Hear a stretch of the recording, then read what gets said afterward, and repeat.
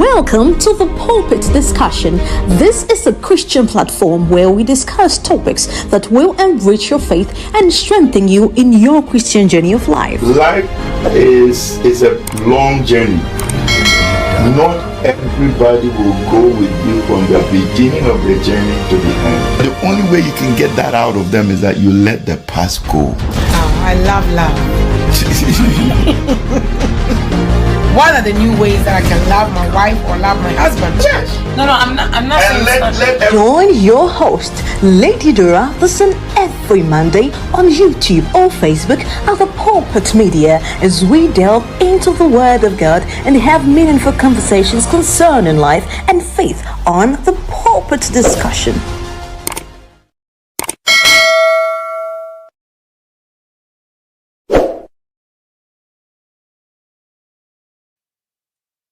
Good morning, good afternoon, good evening, and welcome once again to the Pulpit Discussions. I am your host, Lady Dora. Always a joy and a pleasure to bring you the Pulpit Discussions. Today, we are talking about investment, money, insurance, and all the good stuff. And as we normally do before we start, why don't you call a family member, call friends, let's gather and let us worship our Maker. This past weekend in San Antonio, it was such a blessing to have Deaconess Millicent do a second edition of the Throne Room, and it was just a blast being in the presence of God and worshiping. So we'll just bring you a little except from what we did the worship. So why don't you join us as we worship our Maker? Afterwards, we'll bring you the Pulpit Discussion. Stay tuned.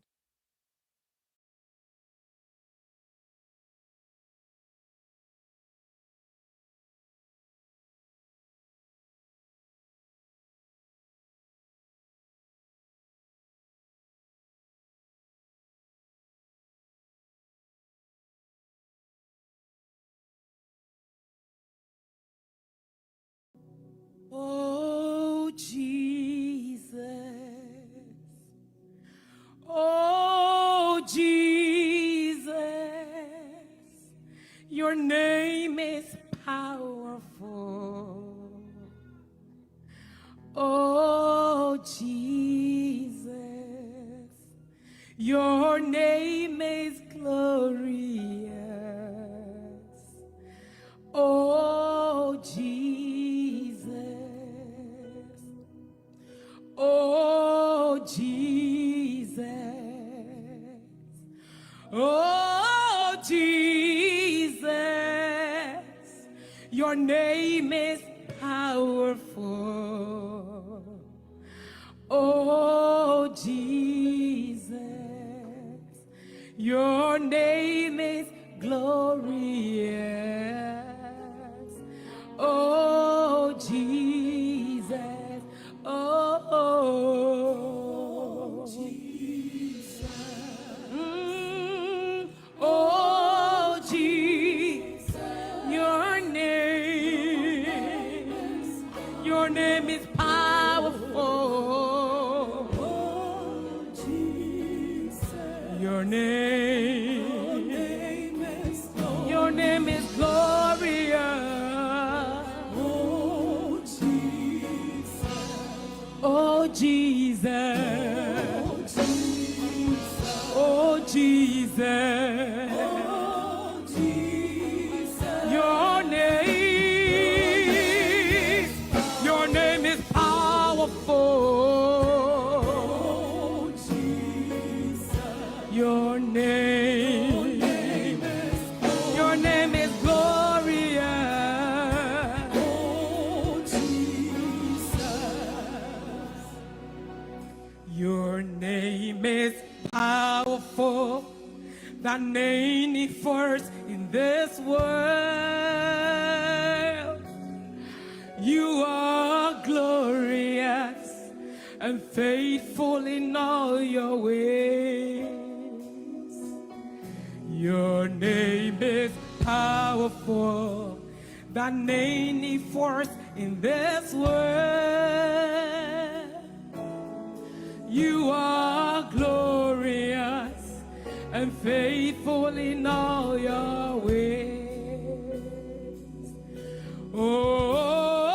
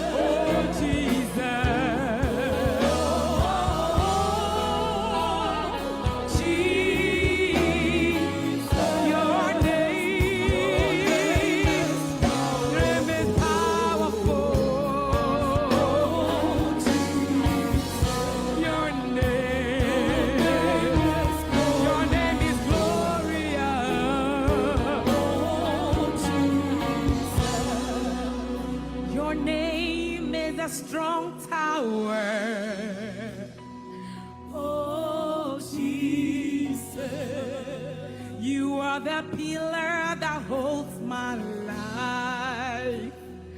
Oh, Jesus. Your name can heal every disease. Oh, Jesus. Your name can do and do and redo what you've done. Oh, Jesus. Oh, oh, oh, oh, Jesus.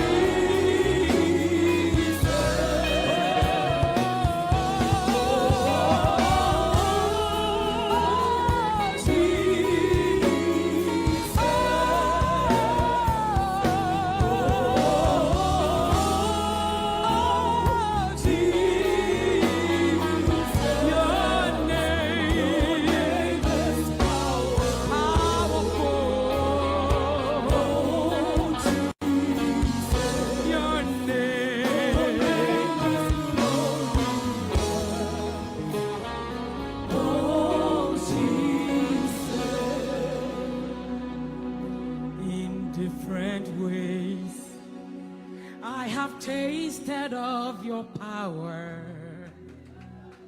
Jesus, you are too real. You are a great God. In different ways I have tasted of your power.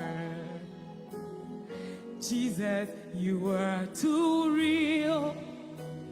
You are a great God. In different ways, I have tasted of your power. Jesus, you are too real. You are a great God. Oh, in different ways, I have tasted of your power. Jesus, you are too real. You are a great God. In different ways, I have tasted. Oh, you are a great God. You are a great God. I have tasted. Oh, Jesus, too real. Oh, you are a great God. On you all the world, booby. On you all the world, booby. On you all the world, booby. Dalu, he's the God of wonder. On you all the world, booby. On you all the world, booby. On you all the world, booby. Dalu, you exist before existence, and you were here before creation. No, no, no, no, no. On you all the world, booby. Dalu. Hey, you created time, stepped out of time to control the time you created. Are you always moving? Dalu.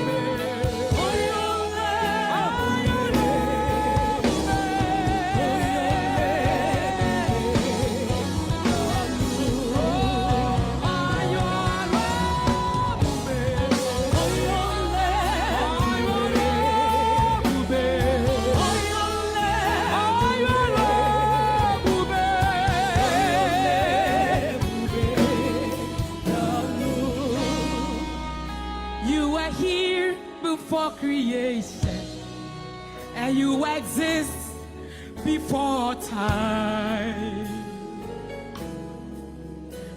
Oh, you always move Dalu. Hey, you created time, stepped out of time to control the time you created. Oh, you always move Dalu. Oh, you always move.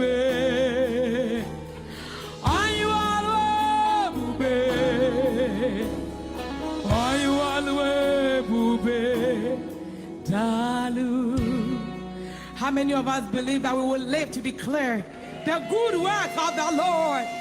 I'm here to tell somebody, you will not die before your time because we have Jesus.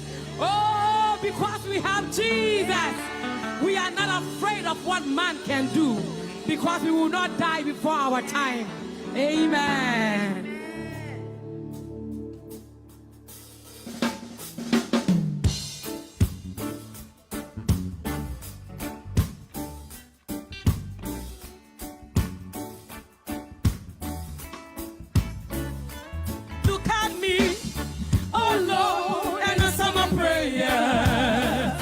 Restore my strength. Don't let me die. Look at me, yeah. Oh Lord, answer my prayer. Restore my strength. Look at me, yeah. Oh Lord, answer my prayer. Answer my prayer.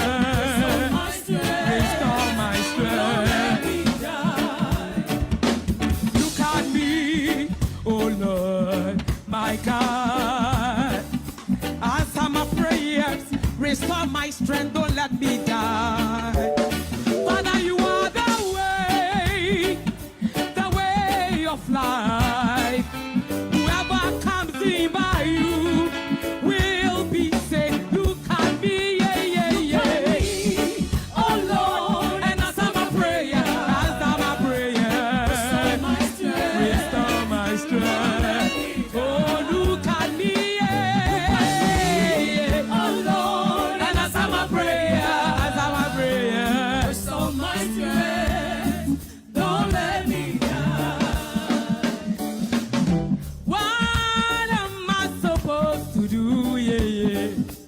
If I lose my whole family and my best friend too, I need your help, oh my Lord. Don't let me die. I need your help, oh my Lord. Don't let me die. Look at me. Look at me. Answer my prayer. Answer my prayer. Restore my strength. Oh, look at me. Yeah, yeah, yeah. Oh Lord. And answer my prayer. Answer my prayer. Restore my strength. When my enemy comes, let him find me protected by the Holy Spirit. Glory to you. I need your touch, oh my Lord. Don't let me die. I need your touch, oh my Lord. Don't let me die. Look at me. Look at me. Answer my prayer. Restore my strength. Oh, look at me, yeah. Oh Lord, and answer my prayer. Answer my prayer. Restore my strength. Restore my strength. Don't let me die. Ayo, ayo, ayo, ayo, ayo, ayo, ayo, ayo, ayo, yo, yo, ayo, ayo, yo, yo, yo, ayo, yo, yo, yo, yo,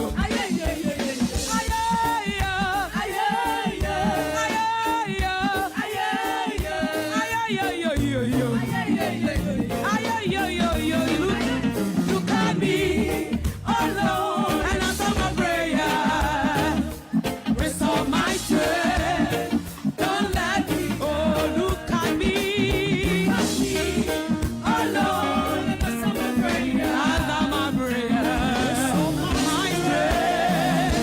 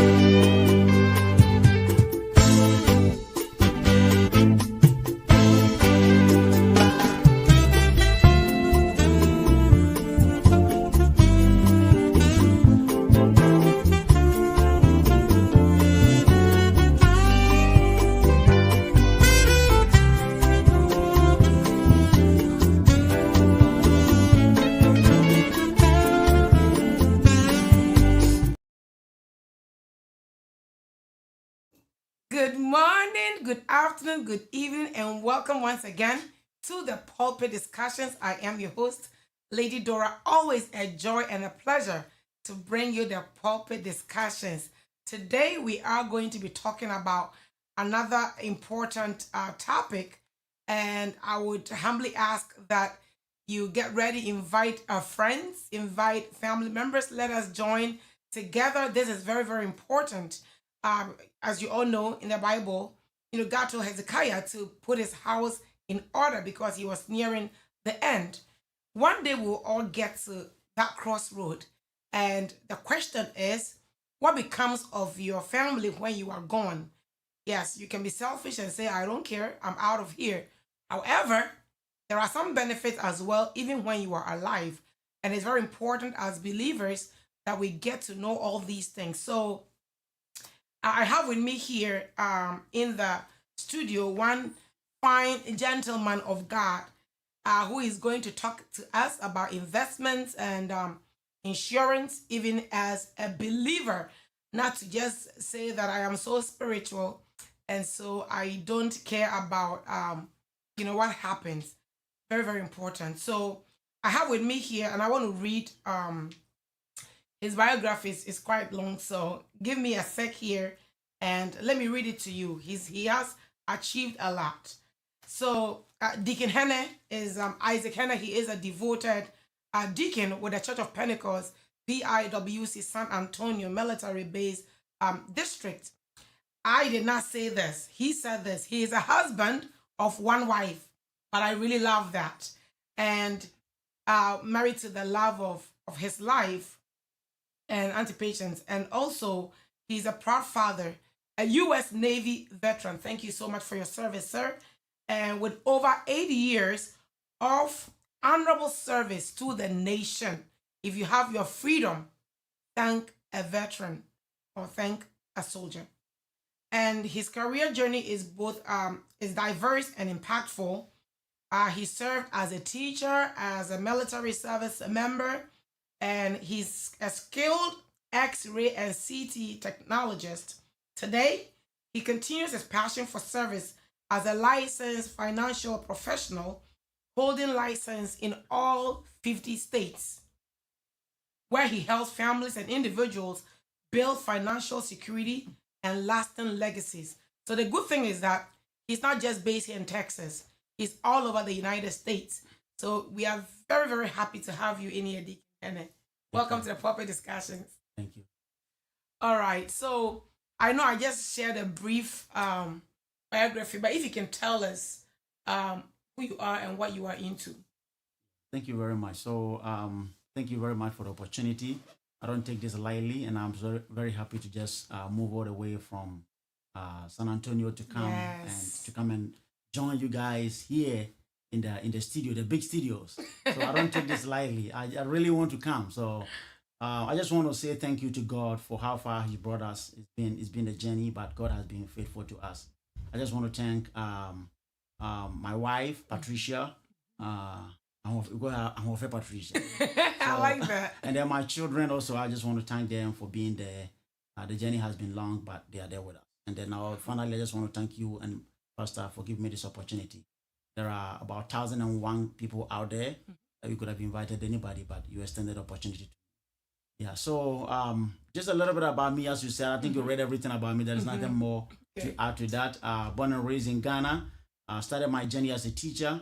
Taught in Ghana, taught math, physics, taught in South Africa also. And then I got opportunity to come to the United States. When I came here, I joined straight to the military. And then I did 8 years as an X-ray CT technologist. And then down the line, something else found me. It wasn't something that I taught, but I realized that it's something, teaching is something that is part of me. So when I get that opportunity, I know it's part of the calling. So that's why I answered the calling to come to the financial industry. So I think that is just something that the small that I want to share for now. Well, thank you so much. And I'm glad you mentioned that he drove all the way from San Antonio for a 2.5 hours journey just to come be here. And I want to give a shout out to your children. Yesterday they came up to me and said, we've subscribed to your channel. And they actually showed me and they were like, we watch you on TV. And I said, wow, if kids are even enjoying your program, that's a good thing. So Hi guys, God bless you for subscribing. God richly bless you. And now it makes sense to hear you say that you are, your background in teaching. You and I talked about this whole investment thing, and you blew my mind. If you've heard me over and over, I'm one person who does not like numbers except my debit cards. Those numbers, I have memorized them. Right. That's the only math I'm very good at, But to see you talk about investments and insurance and the way you explained it for me to understand, that was when I was like, you know what? I cannot just take this and keep it just for myself. Right. I need to let the world hear about you and also what you do and how you can even help other people. Yeah. So I just want to ask that, even as a believer, why should we even be indulgent in this conversation? Financial investment, life insurance as Christians. Shouldn't we just mind our business with spiritual things? Yes, so that is a very good question. When it comes to Christianity is both spiritual, and as we are human beings, we are made up of our body, soul, and the spirit. Mm-hmm. So if you focus on only the spiritual aspect and you don't talk about the physical things, see that you'll be doing very well in spirit, but physical things will get you down. That's right. So that is why it is very important. As long as it's part of the life that we are living, that means we have to a consensus. Okay. As long as it's part of what that is around us, it means that it's part of things that we have to look into. Even if you go to the Bible, it is something that is there. Now, when we talk about investment is something that is different. There are different ways to invest money. So as Christians, we have to look into investment. Okay. Look into investment because God did not bring us here to come and suffer. He came here to what? To make, to progress and to become bigger and bigger. I like what you said, that, if you don't balance it, you do the spiritual aspect and then physically you'll be suffering. Yeah. So you be rich spiritually, which is very good, but then physically you have to prosper as well. So thank you for that. And you did allude to the investment aspect. If you can tell us what an investment is, because for someone like me who grew up in Africa, specifically in Ghana, sometimes you hear parents say, my children are my investment. Yes. And they mean it. They say that because they feel as if they've invested in you. And by what they mean is taking you to school and all that. So they'll tell you that you are my investment, meaning when I get older, it's your responsibility to take care of me. Right. So that's the kind of investment I know. So if you can tell us, what is an investment? Yes. So that's a very good question. So if you look at an investment, it simply means investing money or time into something, into an asset. So you are investing money or you are investing time into an asset. And then your goal is to what? Is to gain capitals or to gain benefit from it over time. Okay. That is what is an investment. So it could be monetary investment. It could be time investment. So your parents were right when they say, you are my investment, because they are putting all this time into you. They are there with you. They got to look at what we go through, take the kids to school in the morning. So that is an investment. We are investing time into them. We are investing our resources into them. So that is an investment. Now, what is an asset? Now, one of the biggest things that I like about the concept of investment is when you read the definition, it says you are committing. So it comes with commitment. Okay. So if you are not committed, you cannot invest. So you have to be committed to what you are doing. And go look at it, you have a child from day old all the way to 5 years, 6, 7. It's a lot of time that you have to commit into the children. A lot of things. Timing, energy, patience, love, anger, and you're committing all these things into the kids. So it comes, and then, so it says over time, over a period of time. It's not something that is going to be today, tomorrow. It's a long, so the investment is something that you cannot microwave it. You cannot put it in the microwave and then tomorrow it's ready to go take it out. Somebody will say it's not quack. It's not quack, yes. So you cannot put it in the microwave. It has to be over time. So that is what now, When we talk about there is a word asset in there. There are various ways you can what? You can invest your money. You can invest your assets. So you can either invest in what? In things like what do you call it? Equities, stocks, and other things. I just want to give a brief. And then you can also invest in real estate. So real estate is another way you can invest. You can invest in things like what? Commodities like gold, silver, diamond. You can invest in all those things. You can also invest in what do you call it? In the bank. Okay. So buy money market, CDs. So these are all the things, all the areas that you can invest. You can invest either your time, and then one big thing is you can also invest your time in your family. So just like your parents were investing in you and you are asking, you are my only asset. Wow. You are my only thing that I'm investing. You are my investment. And thank you so much for, bringing the angle of the family in. I know we're talking about financial investment and insurance here, but I like what you said about even with anything you invest, you pour time in, you make time for it. So it's like having children and you not putting the time and effort in and thinking that they are just going to be adults one day and they're going to take care of it. It doesn't work like that. No. What you put in is what you get. Yes. Okay, I like that. Yeah, so it's just like garbage in, garbage out. That's it. You don't take care of the kids, you don't expect them to take care of you. Right. So. Okay, so I heard September is a life insurance awareness month. Yes. Okay, so with that said, I know we're still in September. Yeah, we just September. So with that said, can you tell us what life insurance is about? Then again, what I know about life insurance is when you are dead and gone, those that you leave behind will benefit. And I know that some people struggle with that, especially people who are selfish. Will tell you that, when I'm dead, I'm gone. So whatever happens behind me, that's your all's problem. So if you can tell us, what life insurance is all about. So so on September is anytime we get to September, I get too excited because we have the opportunity to go to the community to create awareness.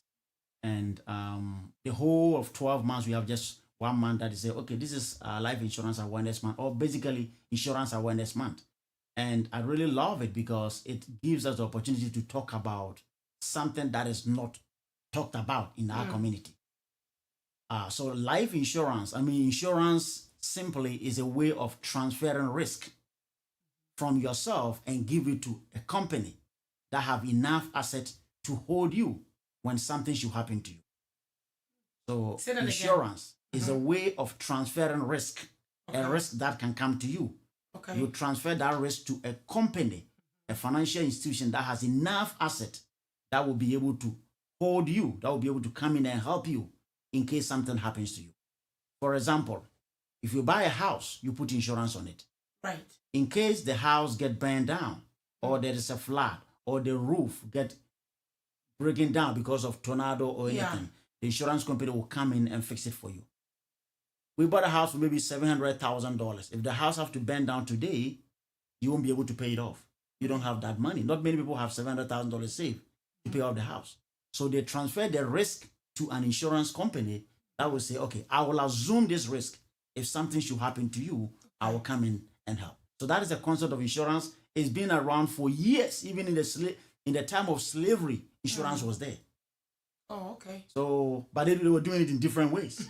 So it's been there for a long time. So everything that we have has insurance.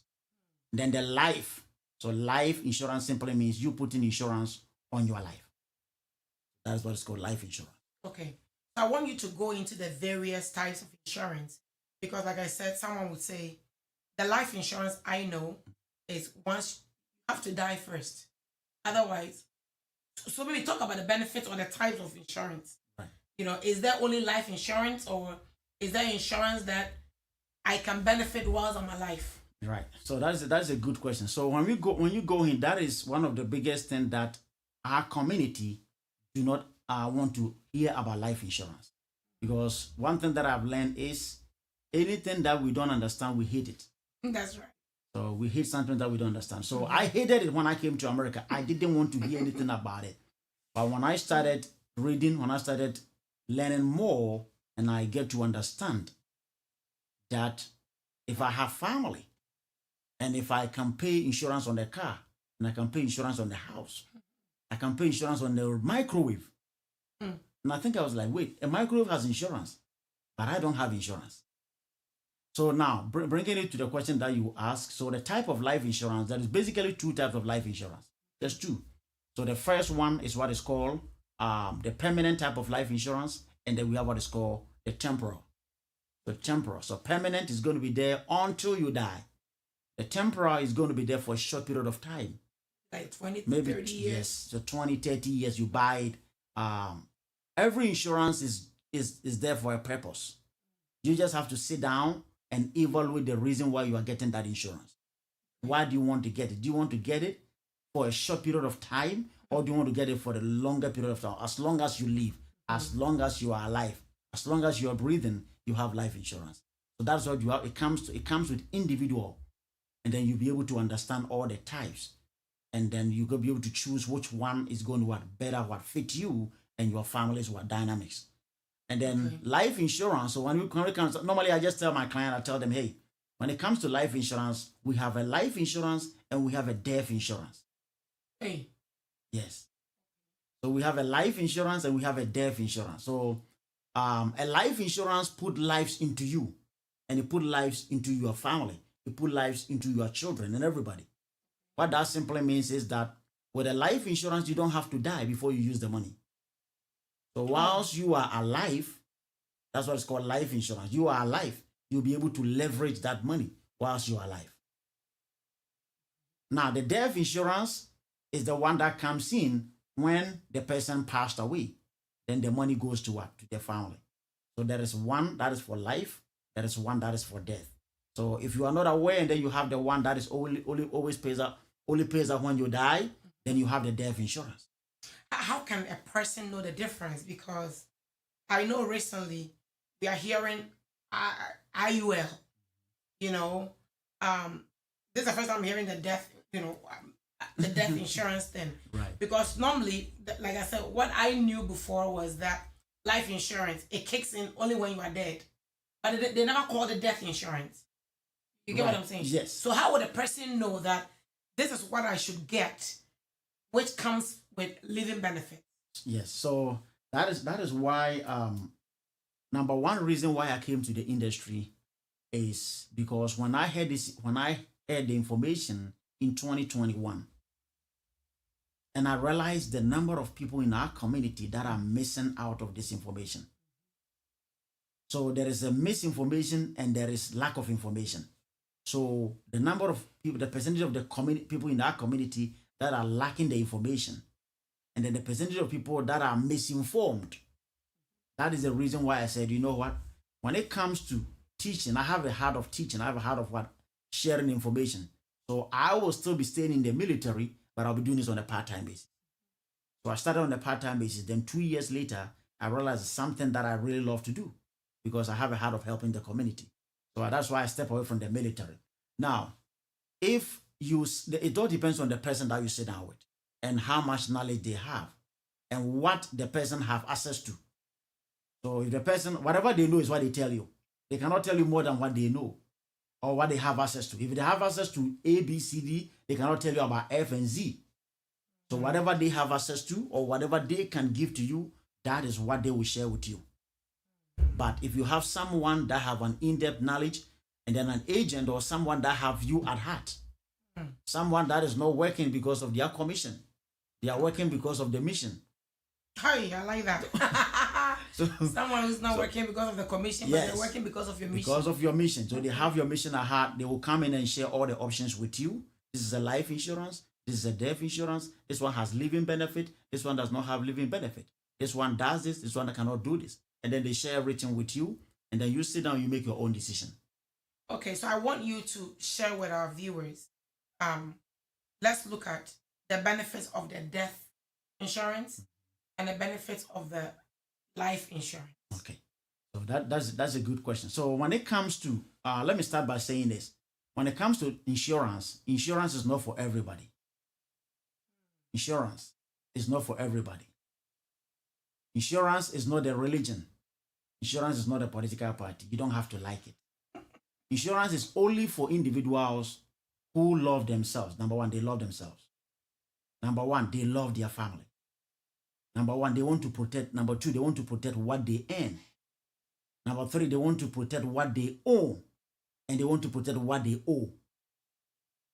So what they earn, what they own, and what they owe. And what they love. Now, so if you are within this category of individuals, then life insurance is for you. Now, what are the benefits of what? The life and then the what? And then the death insurance. So death insurance, when insurance was created years ago, so insurance is actually a tax code. Did you know that? No. So insurance is a tax code that was created by IRS. And unfortunately, it's one of the tax code that has been underutilized in the community because we don't like it. So we don't use it. So when you say it's a tax code, what does that mean? That means You can claim it? Yeah, no, it's a code. It's a tax code that was created by an IRS that will leverage as like 401k, 403b, TSP. Okay. So everything that you leverage is a tax code. At your job, if you have a TSP, I was in the ability to have TSP. So TSP is a tax code created by IRS. Oh, 401k is an internal revenue code created by what? By IRS. So every investment falls under a tax code. okay. And then life insurance is also a tax code. So, and unfortunately, statistics have shown that it is one of the tax code that the community use it. They don't use it at all. Why? Because we don't understand it. It's only 5% Americans that leverage that tax code to build wealth. 95% Americans will leverage different tax code. Now, if you look at this one here, if you have the death insurance, which I'm talking about things like maybe the one from your job or the one that you have, maybe a term policy, that one, the reason we call it death insurance is it only pays out when you die. So just like you have it in the job, maybe you are in the military, maybe you work in a hospital, you have insurance there, you only have a death insurance. That means if you don't die, that insurance will not pay. And sometimes also because we don't have the master contract in our hands and we don't know the terms and conditions. Somebody will be working, they take a plane, they just go on Ghana for vacation, then they go die over there.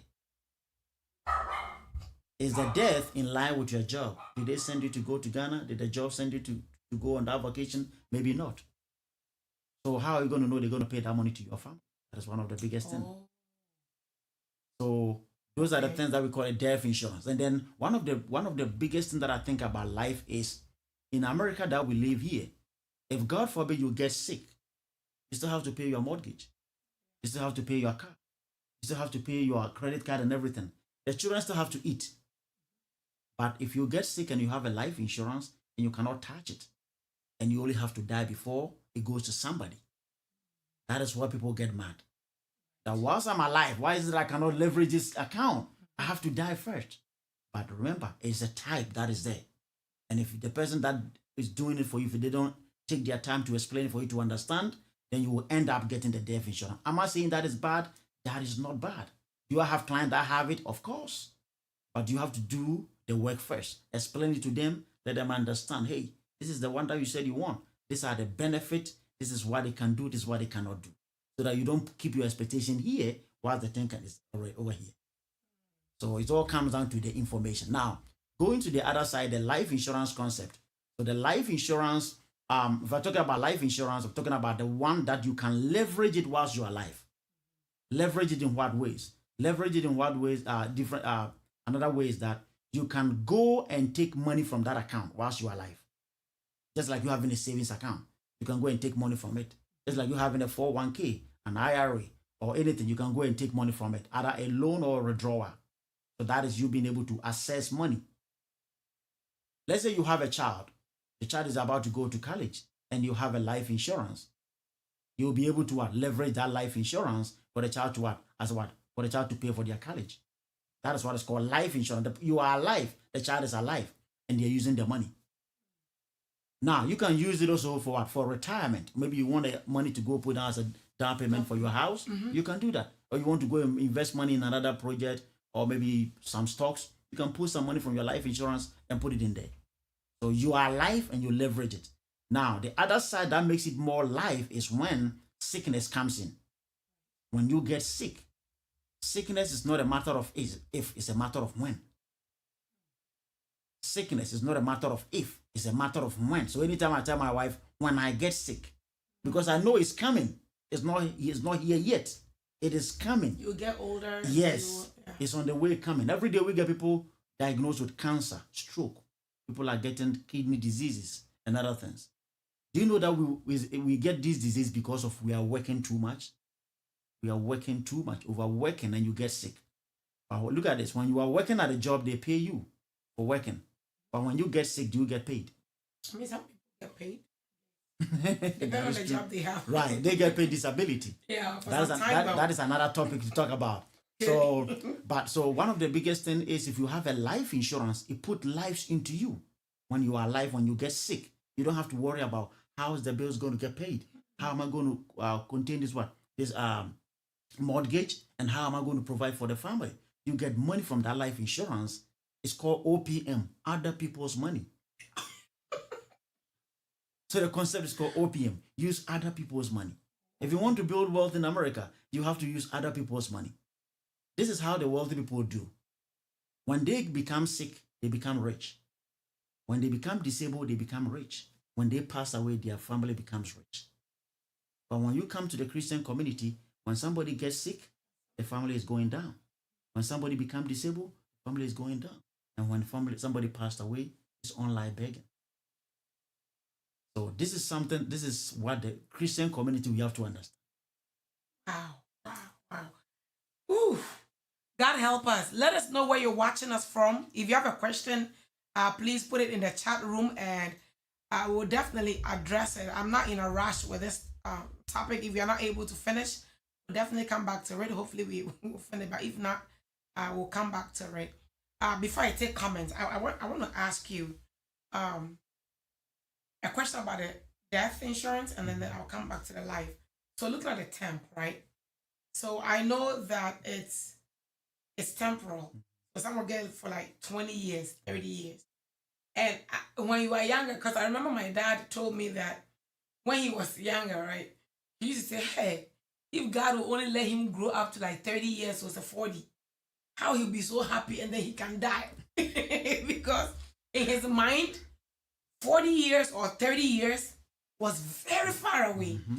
And I understand, because even when we were growing up, when someone said they were 30, they look too old in our eyes. So I think a lot of people don't think these years are coming by fast. Right. So looking at the death insurance, that is a term. I'm just trying to figure out, why would somebody who, let's say, is 30 years, right? Why would they want to go do an insurance that covers them for the next 30 years? And then, because you realize you said something that it's a matter of when. Mm-hmm. Why would you do only 30 years? And then when you are 60 and all these diseases are coming, then your insurance has expired. Is there a reason why people would do that? Yes. So I know I have about 4 categories of people that I will personally recommend term policy, death benefit for them. Now, category number 1 is individuals who know when they are going to die. So they know when they're going to die. This person know that, hey, I don't want to live past 20 years. I want to die the next 15 years. I want to die or I'm certain. These people they are certain that they're going to die. Because they've been told? For that, I don't know. They're certain that, okay, maybe due to 1 or 2 things, 20 years will not come past me. So I'm going to die. I'll give that person, I'll recommend the term policy. Now, the good thing is, all this I cannot do all of them. Whichever you can do, whichever you want, I would give it to you. But I have to give you the information first. I know Africans will not do this because I don't know any African who is so certain. Right. So the second category of people that I'll recommend to them is individuals that have their mind made up. We call them mind made up individuals because of what they have heard from other people, because of what they think they know. All I want is a term policy for the next 30 years. Okay. So there is nothing you can do to convince that person. Mm-hmm. You cannot change that person's mind. What you can do is just what? Share more information with them and then help them get the account. My vision is no family should be left behind. So if I sit down with you and the term is the one that you want, and provide the information, provide the resources, we get you that account, get your family covered. The third category of people that I will give them term policy is individuals who are financially not there. Financially, they cannot afford it. They are looking for something like $20, $15, $12 here and there to get coverage. They cannot pull in $100 to get life insurance, permanent life insurance. Okay. Not even $200 or $300 to get a permanent life insurance. Okay. They're just looking. Their budget is not budgeting. When their budget is not budgeting, so they just want to get like $12. Isaac, I can pay only $10 right now. Okay. We don't know what is going to happen in the next 30 years. Let's get you $10 a month, and then keep paying it. I like that. As time goes on and your finances changes, then we move you to the permanent one. And then students also, I normally recommend. I have a couple of people. They're going through medical school. They're going through IT. They say, "Hey, I have family. If God forbid I don't make it, and something should happen to me, I don't want to be a burden on my family.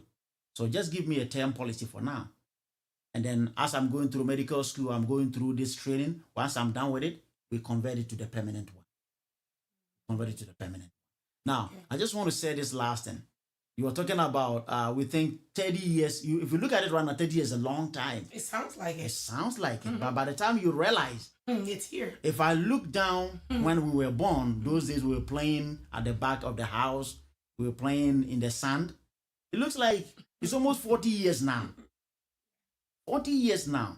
And then one of the things that I always tell my client is, or I share with the family is, you think, oh, I'm buying this 20-year policy, 30-year policy because I'm going to die. 30 years may not be, I might not be here. You know why you're going to be here? Because one, your family is praying for you.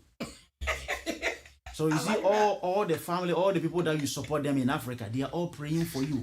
They go on their knees and they pray every day. You're not dying. You are not dying today. Not even. I like that. Now, your wife is praying for you. Your husband is praying for you. Your children are praying for you. Do you know that the insurance companies will pray for you that you don't die? But if you bought a policy for 30 years and you pay it a whole 30 years and you don't die, what happened? So they win. They win. They take all that money. Oh, okay. So they pray for you that you also don't die. So 30 years you will be here. You will not die. So that is why if you look at the statistics, people that have term policy, about 0.1% pays out, or 0.2%. People that will die on a sudden accident. But other than that, people will outlive them. And by then it's late. Too late. But that time, high blood pressure, the age is kicking on you, and other things are coming in and you will not qualify. Even if you qualify, you cannot pay. Well, that's another That is another thing, yes. Yes. Come to that. Let me take some comments and, if there are some questions, we'll address them. Let us know where you're watching us from. This is such an important topic. Please invite friends. Let us share, like, and subscribe. Let it be a blessing unto someone. I want to say God bless Auntie Mrs. Patricia Jacare. I'm looking beautiful because of her. I really appreciate it. Yes, this outfit is from her. Thank you so much, and God richly bless you. All right, so Millie Praise has the fire, has a praying hands up. She says, "Oh wow, we bless God." Yes, Saturday it was a blast in San Antonio. She did launch her songs and it was beautiful. She has it on her channel, Millie Praise. Please go there, like, subscribe, and worship beautiful songs God has given her. She says, "Oh wow." And Deaconess Sandra Bruce here, she has a praying hands up. Good to have you here. And Millie praises, "Jesus, you are too real. You are a great God." Amen. Amen. And Deaconess Sandra says, "Great ministration, Lady Dora. Thank you so much. God bless you." And Auntie Doris says, "Awesome administration, First Lady. God bless you. Thank you." Esther Blankson says, "I'm really excited for this topic." Me too. Thanks for being here. Mama Evelyn says, "Good evening, everyone." Good evening, Mama Evelyn. And Elder Joshua says, "Powerful ministration. God bless you, Mama Dora. Good to see you, Mama Dora and Deacon Henne. God bless you. Amen. And God bless you as well." Gordon says, "Great man." Yes. And Elder Yao says, "If you ignore it long enough, it will go away." Our motto. Ain't going nowhere. And Dr. John says, "We are here with our notepads, listening. Ding, ding, ding." That's good. He says, "Our kids will not be broke in Jesus' name. Amen." Ding. They be working while in college. Not anymore. Amen. Our kids will be trust fund kids, generational wealth kids, kids that know we planned for them. God bless you. You know, when you die and your kids know you've loved, the way they even pamper you, even in death. Right. Master, when you leave them dead, they are quick to get rid of you. And the Bible says we are certain to live until Jesus returns. Amen. Amen. And the Joshua says, Jay, empire edimpa. God bless you, Deacon Henne. So you are not dying. Yeah. You will live and outlive the term. Miss Millicent has a praying hands. And Millie says, great discussion, Deacon Henne. We bless God. So I do have some questions here. Esther says, how different is death benefit from death insurance? So death benefit from death insurance. Yeah. So like how different is that? So insurance is the actual portfolio. The death benefit is when the person die. The money that comes out from the insurance is the death benefit. The benefit that the person get from the insurance when the person die. Okay. And the death insurance is the insurance you buy. Yes. That kicks in when you die. Yes. And the people who receive the money, that's the benefit. They are getting the death benefit. Okay. So you, the person dead, you are dead. Yes. There is no benefit to you, the person who is dead. Right. So mostly when you die, you are dead. There is nothing you can do. After death, there is judgment. That is what you have to worry about. Most people kind of worry themselves about too many things. When I die, my wife is going to use the money to go and marry another person. You are dead. You don't have to worry about that one. Just go and rest. My husband is going to use it to go and marry another person. You are dead. Just go and relax. Go and rest. He said, go and relax for me. Yes. So definitely there is one day you're going to die. And that is one of the biggest things that at least Christians, we know that. Yeah. And we should be the one to take advantage of that. I was just doing this analysis and I was just sitting down. There is going to be a day that I will die. There is going to be a day that a goat will die. But when the goat dies, what happens to the goat? The goat becomes soup. We make feast. It becomes more profitable. But when I die, who can make a soup out of me? You cannot make any soup out of me. You cannot cook me. You cannot eat me. I'm not meat. You're just going to throw me away. So at that point of death, between me and the goat, who is more valuable? The goat is more valuable than me at that time. Oh.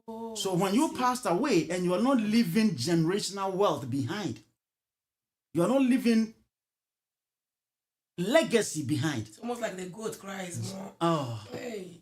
It's almost like the goat no cries one for so. That's sad. So it's sad. It's sad because as I said, Christians, we know that death is part of our journey.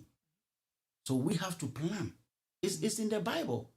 The Bible says that a good man plans legacy for not just for the children, but for the children's children. Yeah. And we read it every day and we do nothing about it. Thank you so much for that. All right. Kofi says, if my loan and interest exceed my cash value, could my policy lapse? That's his question. If my loan and interest exceed my cash value, my policy lapse? Okay. So, Brother Kofi, I know what you are asking about. You want to go to more detail. So, if he's talking about life insurance, where you can go and take a loan from it. So, okay. Yes, when you take a loan out of it, I don't know why your policy should lapse if you are still making your payment. Now, remember, when you leverage life insurance, the tax code, if you leverage it properly and you take a loan, you either pay it or you don't pay it back. You can choose not to pay it back. Yes, you can choose not to pay it back. So it depends. If you are paying it back, your policy shouldn't lapse. If you are not paying it back, your policy shouldn't lapse. So the interest that you charge you, and this is going to be more specific question that I want to answer. I have to tell her to him. If you design it, the company, they don't charge you interest like every single year. Just like you taking the loan, they tell you your interest rate is 5%. That is it. So if you're making your payment and if you're getting a good interest rate from the account, then your policy shouldn't lapse. Okay, so with a question like this, right? Mm-hmm. especially for us who are a little math challenged, I like it when you bring it to the simplest and basic form. So let's say, for example, so all this plenty cash value and all interest and all these things, let's use numbers. So let's say somebody buys a policy, let's say for 200,000, right? This is just an example. And they are making payments every month. They're paying, let's say, what, $50. Right. They're paying $50. They've paid for 3 years. And the money has built, or let's say even 5-10 years or whatever. They want to go borrow. Can you borrow more than what you put in? Okay. So that is a very good question. So let's say this person has put in. Now in the life insurance concept, there is something that is called allotory. Allotory is a concept that explains that the money that you've put in, the benefit that you're going to get out is more than how much you put in. Okay. That's what it's called, allotory concept. There's an unequal exchange of what? Of the benefit. Okay. So for example, somebody paid $50 into life insurance today, tomorrow they die. They only pay $50. Their family is going to receive $200,000 or $1 million, depending on how much they bought. Now, in the life insurance concept, the more so you put the money in, the insurance that you bought is not free. You pay for it. So just like you get insurance from your job, you have to pay for it. Get insurance on the car, you pay for it. Right. So the insurance portion of it is not free. You pay for it. Now, once you pay for it, let's say you're putting $50. The cost of the insurance is $20. You are left with $30. That is what is put on there as a savings for you. Oh, okay. Okay. So somebody says, I've been paying for the past 3 years. If I put everything together, I've paid $6,000. But when I go check my account, I only have $5,000. Why? Because the insurance portion is not free. Oh. So you pay for the insurance, remember? Okay. You pay for the insurance. So sometimes, if the policy is, remember, when we were defining the investment, is over time. You have to let it grow over time. You have to let it be there over time. Okay. But people start putting money into account. 2 months later, they call you, can I take money from the account? So you got to let it, it's a long-term investment, long-term. Everything is long-term. That's why when you put money in your 401k, in the TSP, they tell you don't touch it. If you touch it right now, you get penalized. You have to leave it there up to 59.5. Though we don't like that concept, in the financial realm, it's telling you that it's a long-term investment. Though it's a restriction that we hate, it's telling you that if you want to build wealth, you have to let it stay there for longer time and consistently doing the same thing. Commitment in that. Now, so mostly you have to let the account be there for longer time. Okay. Before you can take more than how much you put in. There is going to be at that time that how much you have put in. Let's say you are putting $20,000, but based on the interest rate that you have gained, you are sitting at about $80,000. But it comes with time, and it comes with how you are funding the account, Okay. how you are putting money into the account. So okay, so wait. When you say how you are funding the account, that means what? So once you buy a life insurance, you are able to still deposit money into it. Yes. Is that what you said? Yes. So as I said, life insurance is a tax code. Okay. If you understand how different companies and other banks are leveraging it, you would learn to leverage it the same way. So now, life insurance allows you to put money into that account, 100% tax-free. So at the end of the year, maybe you file taxes, you make $10,000. Say, let me put $5,000 away into a different account. If you want to leverage a tax code that is tax-free, that's what you look into. What you look into life insurance and put that money in, and then you grow that money and you can take it out tax-free. You know how people don't have the patience to. It's like, because I'm thinking, if I file for taxes and I get 10,000 and I'm putting 5,000 in that account, in my mind I'm thinking, okay, God willing, next year if I need my money, I want to be able to get my money. Right. And then they go and it's like they can't get it. Then they don't understand the whole concept of waiting. So what you're saying is that if you have money that you don't want to be taxed, that you want it to generate more wealth, you put that money in these accounts, Right. in your life insurance, but you don't put it there and say 3 months time I'm going to take that money out. So that also, so it all comes with how you design the account. Okay. I have clients that I design the account for them, and I have one client in Florida, design account for. He's an investor, design account for him. 2 weeks later, he was able to come and pull money out of the account. Hey. So it all based on how. Oh, okay. So life insurance is not one size fit all. You have to design it. Okay. You design it the way you want it. Okay, I want to design this account that next year I want to come and take out 20,000. Okay, let's look at how that's gonna come. I want to design it in such a way that by the time I'm 65 years going on retirement, I have $500,000 built in that account. Okay, let's look at it and design it for you. So it's all comes to how it is designed. If it's not designed properly for you, then it's going to take you longer time before you can come and assess the money. Thank you so much for that. We are really learning. Princella says, can you get life insurance on behalf of someone? So that is a very good question. So that someone there, you have to explain whether you're talking about your husband, your wife, your children, your mom, grandma. Maybe your father. Yes, then mother, you can do that. There is something that is called insurable interest in the financial industry. Insurable interest simply means that I cannot go and put insurance on somebody that I have no interest in that person, unless I'm an investor. So what I say, I have interest in it, I want you to do well. Yes. So I want to put insurance. So you cannot put insurance. So before the insurance company will give the account, before they give the account to that person, they have to establish what is the relationship. Oh, he's my friend. Okay. If this your friend have to pass away, what financial burden are you going to suffer? Nothing. It's just emotional. Right. So you cannot just use emotional to establish insurable interest. So yes, so they will not allow you to put it on anybody. But just don't get me wrong. There is one type of insurance, we call it the stranger or the investor originator type of life insurance. That one is only for investors. So investor come to the town and then he meets you, say, you know what, I want a loan. Okay, I'll give you the loan. But so that I make sure that if God forbid you die, my money is not gone, I'm going to insure your life. I like that.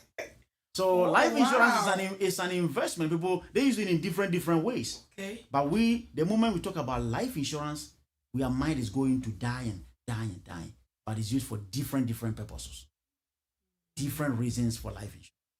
Wow. Thank you so much for that. I like the investor idea. So if you so with that said, let's say you don't call yourself an investor, but somebody comes to you and says, oh, Deacon, can you borrow me $50,000? Can you tell the person that just so I secure my money, I want to put a life insurance on you? Yes, you can do that. So that is a type of life insurance that have to go through law court. They have to get attorney of fact to come in to make sure that you're doing it right. So you can put it in. The insurance company will request you to get an attorney that will come in to get the arrangement signed and everything that we put it in. Yeah, so you can do that. Wow, interesting. Thank you. Priscilla says, how often can you get access to your life insurance? Is there a limit for withdrawal? Okay, so that's a very good question. So just like you having a savings account, you have $20,000 in that savings account. Year one, you go to that savings account and you take $19,000. How much is left? $1,000 for the following year, right? The following year you comes in, you take what? You take that $1,000 out. How much is left? It's gone. So life insurance you can leverage, but look at this. So let's say you buy life insurance, you're putting $100 a month. You have $500,000 a month. Insurance company is considering your liability and your asset. How much of dollars are they liable for you? Okay. And then how much of dollars are you putting in for them to become an asset for them? You pay the whole year, you pay $100. Times 12 is $1,200. If God forbid you die, your family will receive $500,000. So in exchange, you only give the insurance company $1,200, but your family receive what? $500,000. Let me ask a question. If that company is for your father, would you accept that risk? You will not. If you are the CEO of that company, will you allow that? No, you will not. But the insurance company want to accept that, and they do that. Now, the reason why when you put money in life insurance for the first few years, and here, listen to this, it is a state regulation that when you have a life insurance, you have to wait at least minimum of 3 years. The one that builds cash value. The one that you can go take money out of it. You have to wait the minimum of 3 years before you can go take money out of it. So the money that you're putting in, the insurance company is looking at you as more of a liability. So that's why they don't make. So let's say somebody have paid 20,000, but the company will say you can only take what $15,000 for this year, because they are looking at how much money you have given to us versus how much money you can get in case you get sick, in case you become disabled, in case you have to go to the nursing home, or in case you die. So in the event that you get sick, how much do they give you? Right. That is a good question. So a life insurance that pays you when you get sick has something that is called accelerated death benefit rider. So it's a rider. It rides with the insurance account. It comes with it. So we call it living benefit. So living benefit means you are alive and you are benefiting from the life insurance. So when you get sick, based on how much insurance you have in place, most of the states have a regulation in place that when somebody file a claim based on sickness, the insurance company cannot pay them less than 25% of how much insurance they have. So they cannot pay you less than 25%. So for example, let's say you have $1 million policy in place and you get diagnosed with cancer. If they are paying you the minimum, $250,000 is the living benefit cash value that they write a check for you. If you file a claim and then you give the company maybe your health record, and the doctors say that, oh, your cancer is what? It's a severe type of cancer, maybe stage 3, stage 4 cancer. The company decide, okay, we can give you 60% of your life insurance. That is $600,000. And then your family will get a $400,000. Yes, so the family will get the $400,000, the remaining. So they write you the check, and it's tax free. So then, with what you said about wanting to deposit money into that account, right? So I know you were saying that the minimum waiting period is 3 years. Right. You're going to be taking money out. So let's say, from now till that 3 years, right? You are depositing money into that account, and after year 3, you keep depositing money into the account, but you bought $500 worth of life insurance. The money you are depositing in there, does it increase the amount you put in?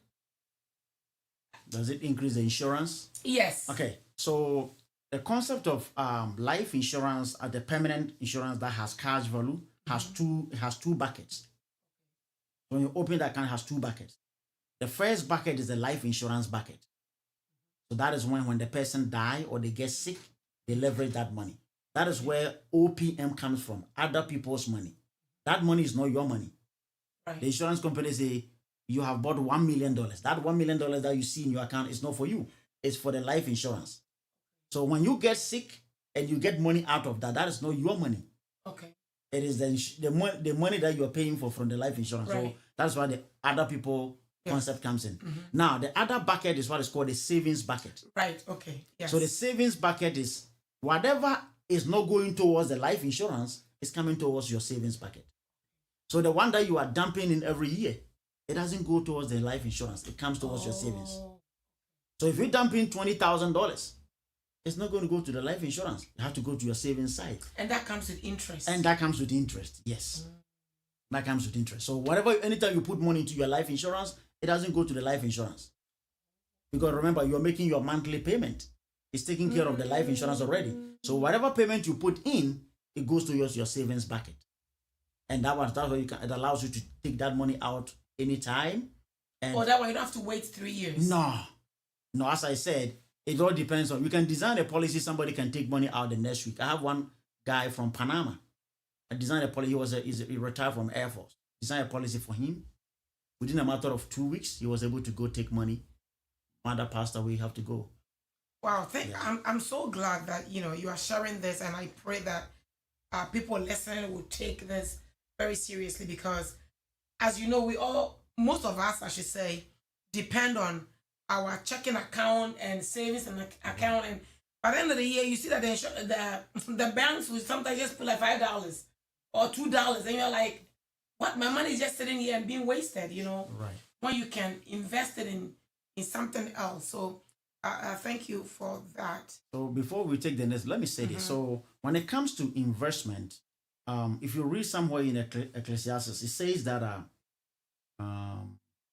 do not just invest in so many things. Do not say invest. Or invest in 7, no, 8 different ways. So the Bible is saying don't just put all your eggs in one basket. Do not put all your eggs in one basket. You got to diversify your portfolio. So every account that you have in place is good.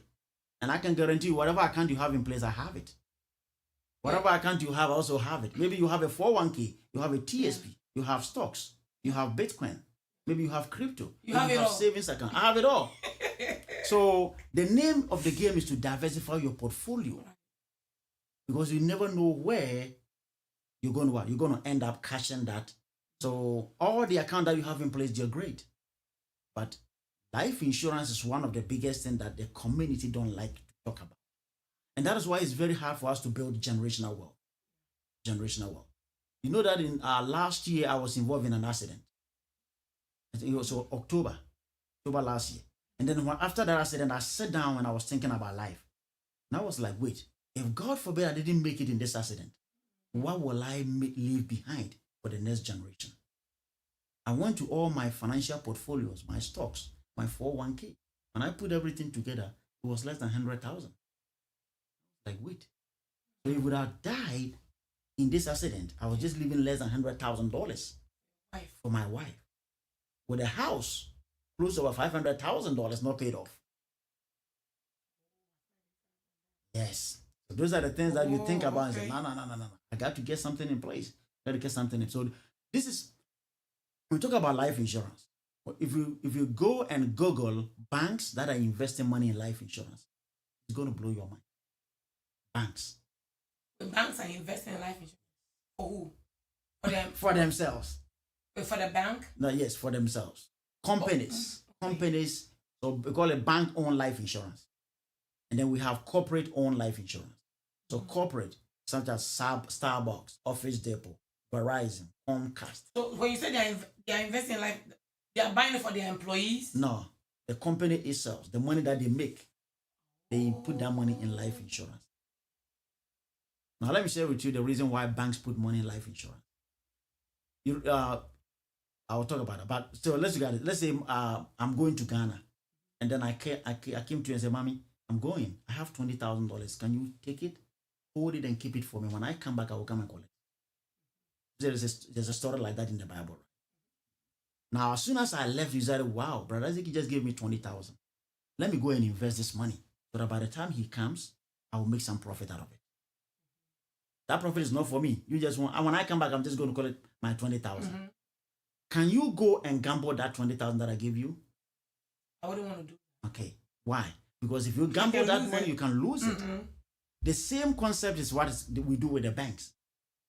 You take your $10,000, give it to the bank. You think the bank is going to gamble that money? No, because if they lose that money, what happened? It's on them. So that is why a lot of people think, oh, the bank is the safest place. The bank is, but when you go to the bank, you see this sticker FDIC. Yes. FD. What does the FDIC stand for? Federal Deposit of Insurance Corporation. What does it mean, eh? Yes. So that means the bank that you think it is safe is protected by insurance. But you hate insurance, or you put your money in the bank. And then the bank will take the money, they give you 0.1, 0.2, 0.3, 1% interest rate, and then they will take your money to another account where they are making 8 to 25% on your money. And then they keep getting richer and richer and richer. And we stay here and we stay where we are.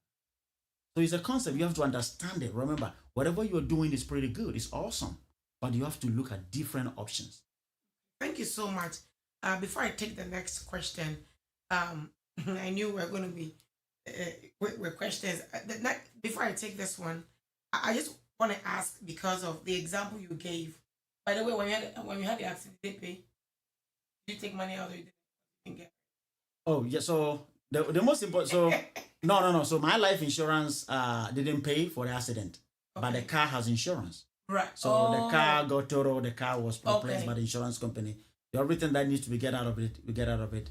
But because the life insurance mainly when you say it pays out when you get sick, you're not talking about you going to see the doctor for migraines and belly pains and flu. We're talking about that one, life insurance. That one is health insurance. Yeah, health insurance take care of that. And then life insurance, sometimes when you get into an accident, the car insurance company pays for all those things.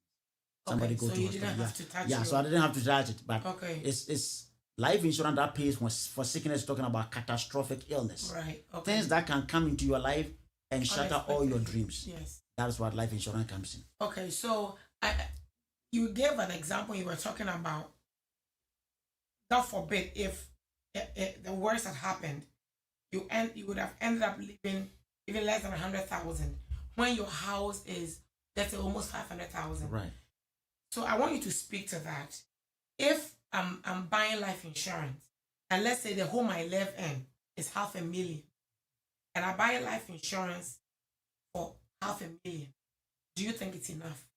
So that is a very good question. So as I said, it all based on the reason why you are buying the life insurance. You have to have a reason to it. Some people design life this way.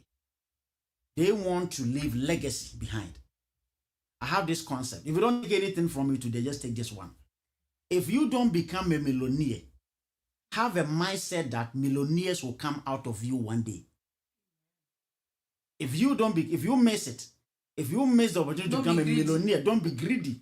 But have in a way that your children and your children's children will one day become millionaires.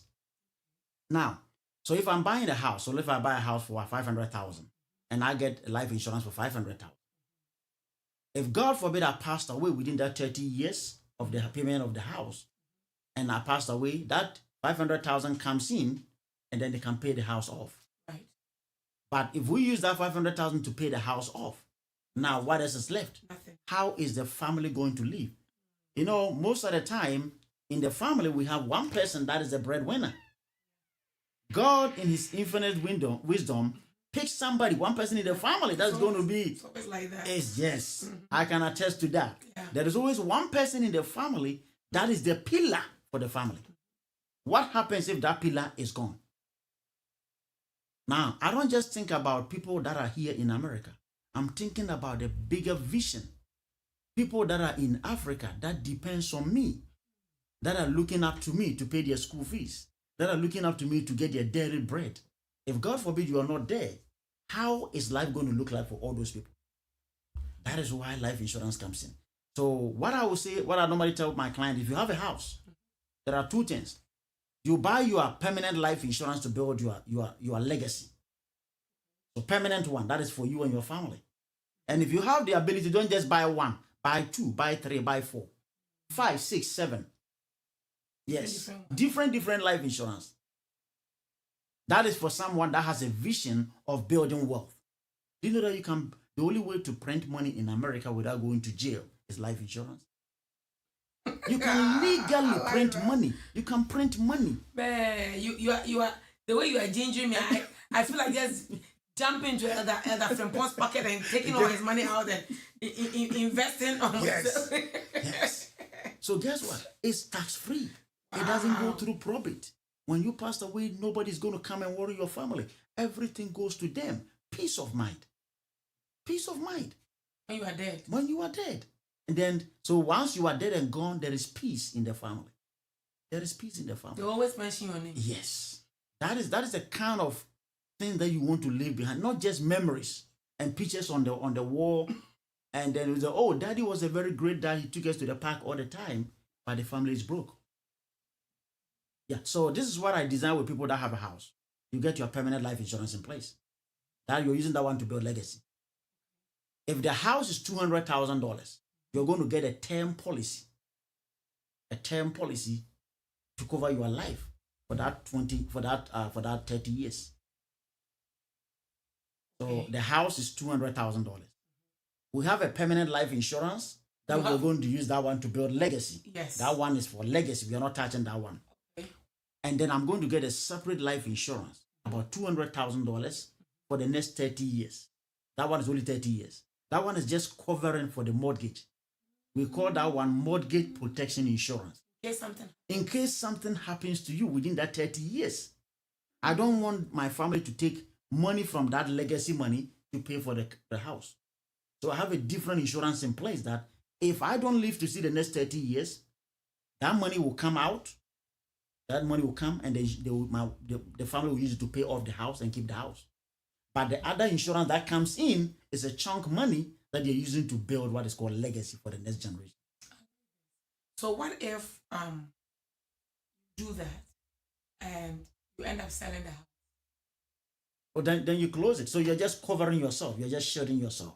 Oh, then you close it. And what happens if the money after already paid? That is another thing. So if you pay, that one, because it's a term policy, you're looking at something like maybe $15, $20, $30 a month. Oh, so it's not that. It's not that much. Just cover yourself. Yes. So just want to cover yourself. Many people ask them, you have insurance on your house. They say yes. What is that? They have homeowners insurance. Homeowners insurance cover the house. It does not cover you. But here is the biggest question: who pays the house? You are. Right. So once you put mortgage insurance on the house, you also have to put insurance on yourself. That God forbid I get sick and I cannot make payment, that insurance will come in and help me. That God forbid if I passed away before my time, that money will come out and pay off the house. And my family will keep it. So even if you don't have a permanent insurance, but the fact that you have a life, you have a house, get a mortgage protection insurance. That one is going to be a term policy. Don't even worry about getting a permanent one. Get a term policy for 15, 20 years. However much time you have on your house, that is how much you get on just to protect yourself. Wow. So that the next generation can own the house. Other than that, you can be paying the house for 20 years. And if you miss payment for 3 months, what happened? Foreclosure is gone. Wow, thank you. I didn't know about that one. Thank you so much. So, Kofi says, what is the opportunity cost of this terminology this man is using? Is he also an investor? What is the opportunity cost of choosing life insurance over personal investment? Okay, so Kofi, what I would say is you don't have to choose life insurance over personal investment. You have to have your personal investment. Keep all your personal investment. The stocks, the Bitcoin, the crypto, the 401k, the 403b, IRAs, and other things, 529 plans, whatever you have. But the question is, you have to understand what each one of them can do for you. Let me share something with you. Personal investment, we're talking about investment.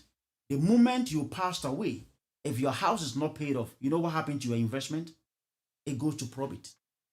Okay. So probate is a concept, is a concept in America that says that the American government is owing. We are in debt, right? Trillions of debt in America. What about the state? They still have their own problem. So they understand that every individual living in the country and the state also have a debt. If God forbid you passed away, you think the government will come and assume the debt that you own? No, the state will not assume your debt. Does the debt disappear? The house that you have not paid off, the car that you are driving, you've not paid it off. What about the student loan and the credit card that you own? What about the taxes that you have not paid? Does it disappear? No, it does not. That is why the American government has set up a probate court system. That means if you die in America and all your debt are not paid off, all your asset is frozen. So personal investment, Kofi, your 401k, the government will freeze it. Your family will not receive it. Because of the debt? The debt. Well, like what kind of debt? Are you talking about credit card? Anything, any debt that is in your name. So probate is real. Even when you are dead, they are coming for it. So the debt is not going to go. That's very mean. So everything that you own. So you are checking, savings, CD, 401k, 403b, IRA, stocks, Bitcoin, crypto, everything is frozen. Your wife cannot touch it, your husband cannot touch it, your children cannot touch it.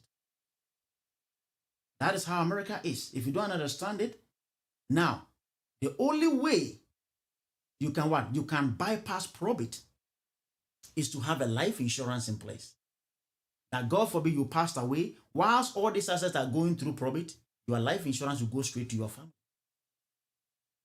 So that they can what? They can take care of you and other things. Now look at this. When you go to certain communities, some communities that are well informed, we call them the informed community. Anytime there's somebody passed away, there's a funeral. When you go to the funeral, they got a black suit on. They got a tie on the funeral.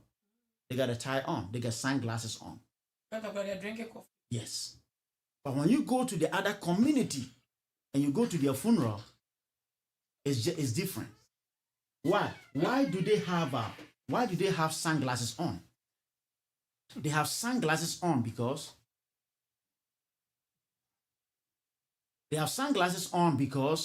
they think that when daddy is gone, daddy is leaving what? Something that is going to make the future very bright. So they have a sunglasses because the future is bright. So Mr. Kofi, keep all the investment. But one of the biggest thing is that when you are investing money, you have to understand what an investment can do. An investment is an investment.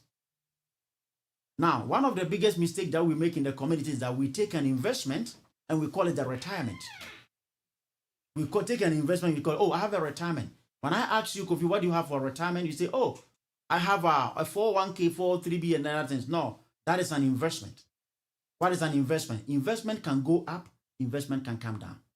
In an investment, you pay taxes. In an investment, you are restricted when you can take the money and when the money can stay out there. It's called RMD, minimum required distribution. In an investment, when you pass away one day, that money is going to be tied in probate.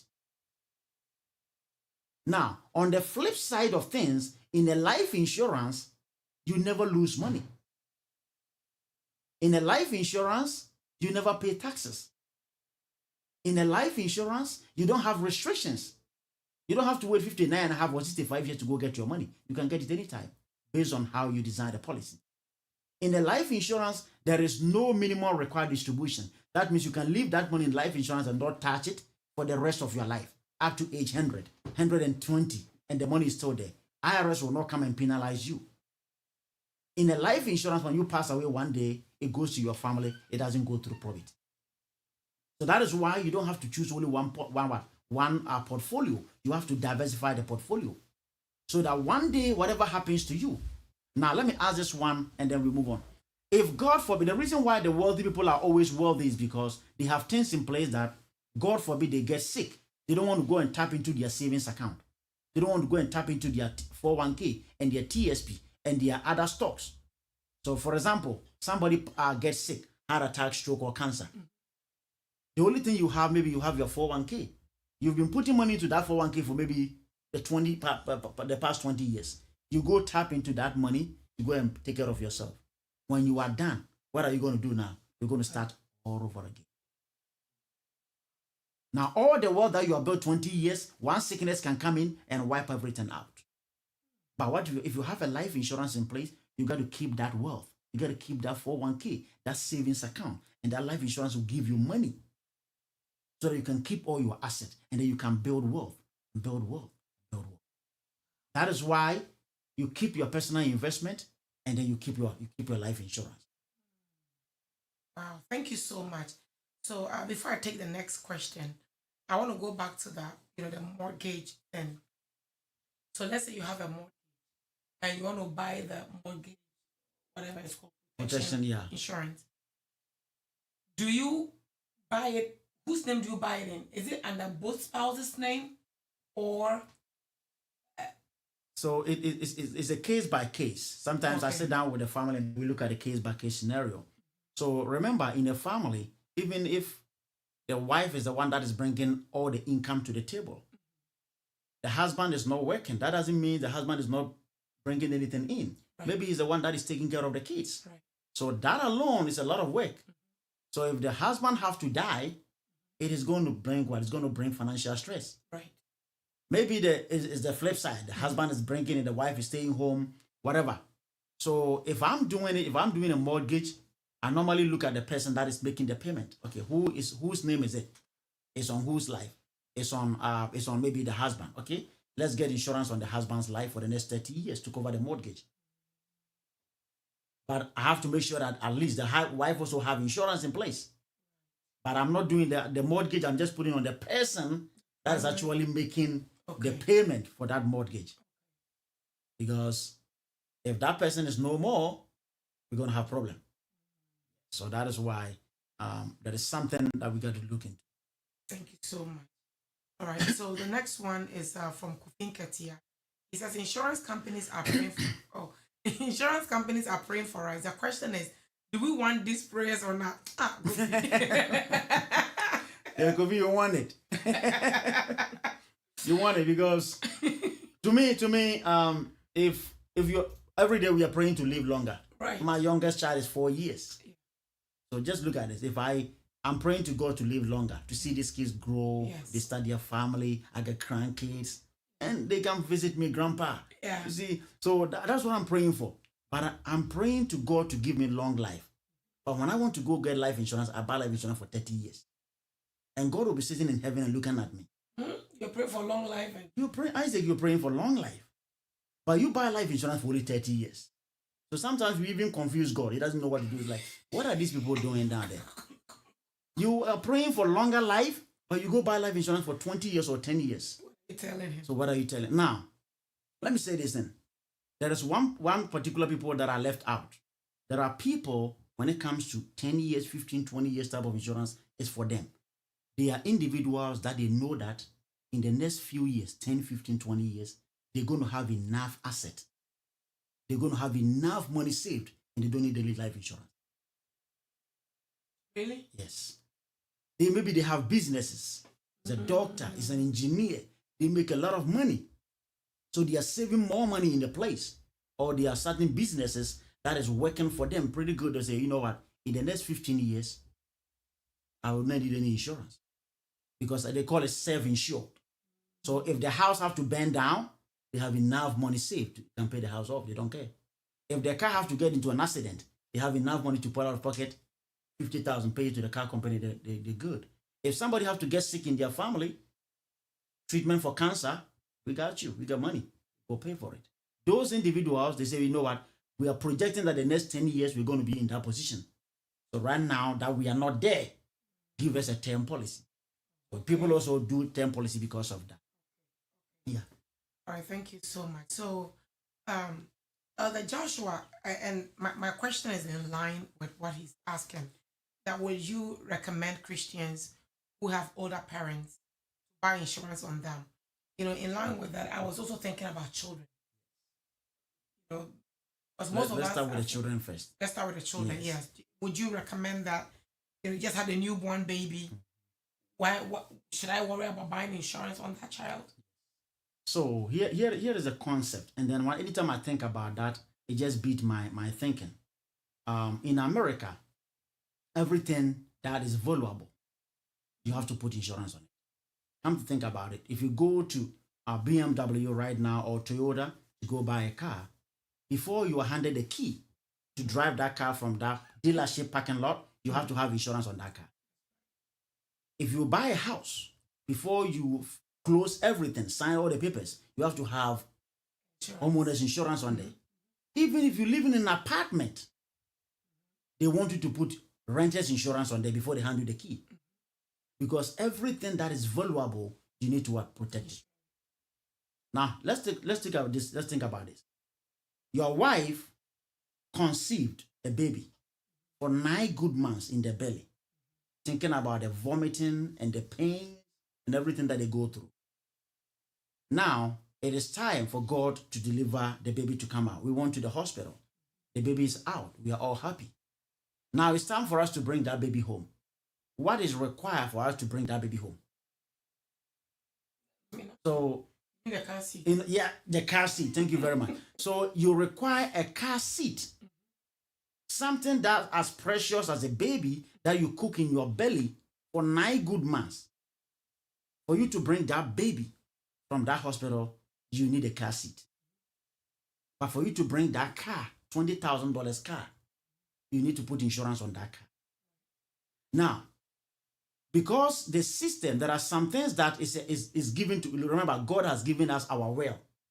The system also gives you your willpower to do something that you want to do. The system will force you to put insurance on the car. They'll force you to put insurance on the house.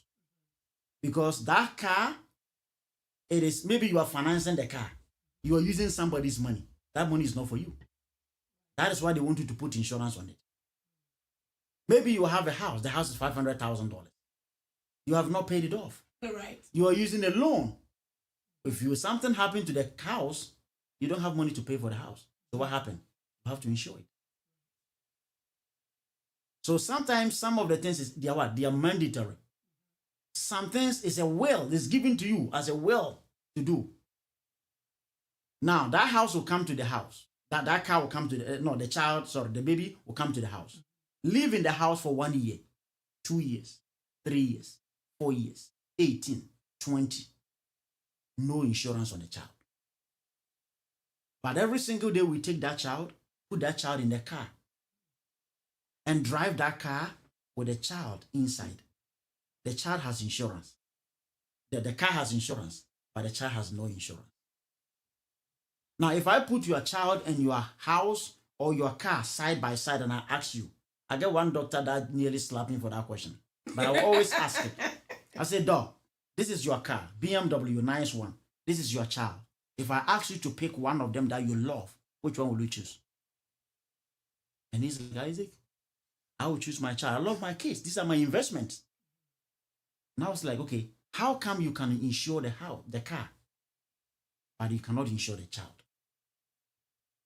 I mean, because nobody thinks their child is going to die. Definitely. Because we are thinking about the death. Yes. So that is where it comes in. If you are thinking about dying, then you will not put it on the child. Look at this. When the child sits in the car, what is the first thing you tell them to do as soon as they sit in the car? Put on your seatbelt. So putting the seatbelt, are you telling the child that putting the seatbelt because I'm going to crash the car? No, you're not going to. Why did you put in the seatbelt? It's for what? It's for safety. Yeah. Precautionary measures. I have someone that I was talking to from Alabama. He told me that somebody sold their child a burial insurance. Burial. So when the child died, they used that money to bury the child. I was like, yeah. I was like, do you want the child to die? He said, no. So I was like, why did you buy burial insurance for the child? So when you have a baby, you don't put a death insurance on the child. You put a life insurance on the child. That grows with the child. At the age of 18, they can go pull money out for their college. Yes. So imagine you starting something for the child at the age of 15 days when the child is born. 15 days, not 15 years. 15 days, not 15 months. 15 days. That is what the wealthy people do for their community. The moment the child is born, 15 days they set up a life insurance for the child. That grows cash value. Mommy is putting $100, daddy is putting $100, grandma is putting $100. They're contributing for that child. By that time, the child is 30 years, the child is already ahead of the game. Oh, yeah. But our children are going to start from negative. And they're going to start with these kids. Yes. So how are we going to close the gap? We cannot. So once our children are starting from negative, they are starting from positive values. By the time our children will climb all the way from the negative and come to zero, they are gone. So you cannot catch them. I have one program in the Church of Pentecost in Pennsylvania, and it was for the youth. One youth came and asked me a question, Brother Isaac, when is the best time to start investment? Like, how old are you? He said, I'm 21 years. Like, you have wasted 21 years of your life. No investment. I don't blame you. It's your parents. Wasted 25 years of your life. So look at this. In America, every year you file taxes, the government gives you $2,000 for each child. What do we do with that money? Imagine the moment the child is born, you open an account and put that money in 2,000. 18 years, you're going to get that money. 18 times 2 is what? 36,000, right? What if you gain 10% in, don't even get looking for ball, 10% interest rate? Do you know that child in the next few years, that child can become a millionaire? But we use that money to go buy blocks and then cement and then build houses and other things. So yes, I strongly believe that children, we have to put insurance on them. But you're not putting insurance for them to die. You're putting insurance that they can use to go to college. They can use to buy their first car. They can use for their wedding, buy their house, and they can use it for retirement. God bless you. Just how you've just broken it down. Even with the value we put on our kids. Because I guess, from where we are coming from, the moment you talk about life insurance for your kids, it's as if you want them to die. Right. You know, the people, a lot goes through your mind. But looking at how you've explained it, you know, imagine just starting when they are born. And you are right. We get taxes every year. We file taxes, and we get money on these kids Right. that we could have been putting it down for them. And sometimes I wonder if it's because some parents are just selfish and they're just thinking about themselves. And they are thinking, these are some of the common things I hear. Look at how I suffered, right? But I still did okay. Yes. So they should come and suffer and they'll be okay. They will even teach them to be wise. And then we brag about these things. You know, we talk about, we say these things with pride, like to see your child struggle. And it's very sad to say that you go to college with these kids and all they do is they focus on their books. And you, the African child, you are doing double job. Yes. Just to pay school fees. Right. You are working at two places and then you are going to school. How can you catch up? And the worst thing is they are driving bicycles or scooter or walking to school. Whilst these kids have been prepared, they come peace of mind. Yeah, right after school, you are rushing to go to your second job. And he's sitting at the library and he's studying. Oh, yeah. May God help us. But so back to the older parents, because you did talk about the children. So would you recommend Christians buy older parents buy insurance on them? So as long as the person can qualify for the account, so that is the most important thing. If they can qualify for the account, they are within the age range. Insurance yes. Okay. So, and there are different types. So whether the person is old, whether they have medical issues, we have different companies that will accept. So some companies will not assume certain risk. Right. Some companies, they are open to every risk. They will accept it and then they will let you know. So I will advise, yes, if you have an older parent, get insurance on them. Maybe they didn't get it when they were working, but now you have to get it on their life and pay it for them. Now, let me say this one here. If you are getting it on them with an intention of doing it and killing them, then that is not right. So you are getting it because you know that one day this person is going to pass away. And when that person pass away, maybe you are the pillar in the family that is going to come out of pocket to pay for that the funeral cost. So you get something like you call it final expenses, something small in place that, hey, God forbid my mom passed away, I'll receive this small money to be able to go and at least put her to rest and don't want to worry about it. So yes, you have to get it for them.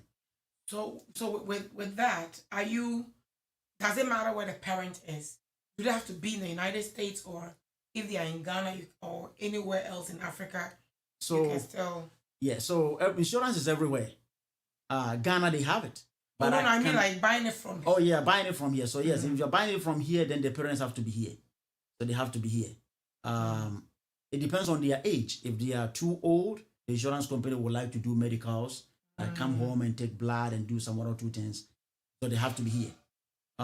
Once they get it, they don't have to be here. They can go back home. Yes. So they need a social security. Yeah, they need a social security. They need to have a green card or establish some legal residency in America. So what is the cutoff age? Most companies go up to 85 years. That's not bad. Yeah, 85 years. But if they have any terminal disease, then it changes everything, right? Yes. How much you probably be paying. So then that's why we look for different companies that are open to every risk, and then we give it to that company. But the older the person, it's going to be more expensive. Yeah. And the one thing that I also like about getting insurance for your children is that you can get it at a cheaper price. Yeah. Because they are young, you're paying like $20 for them, $15, $50 for your child. Are you really? Yeah. So if it depends on what you want to use it for.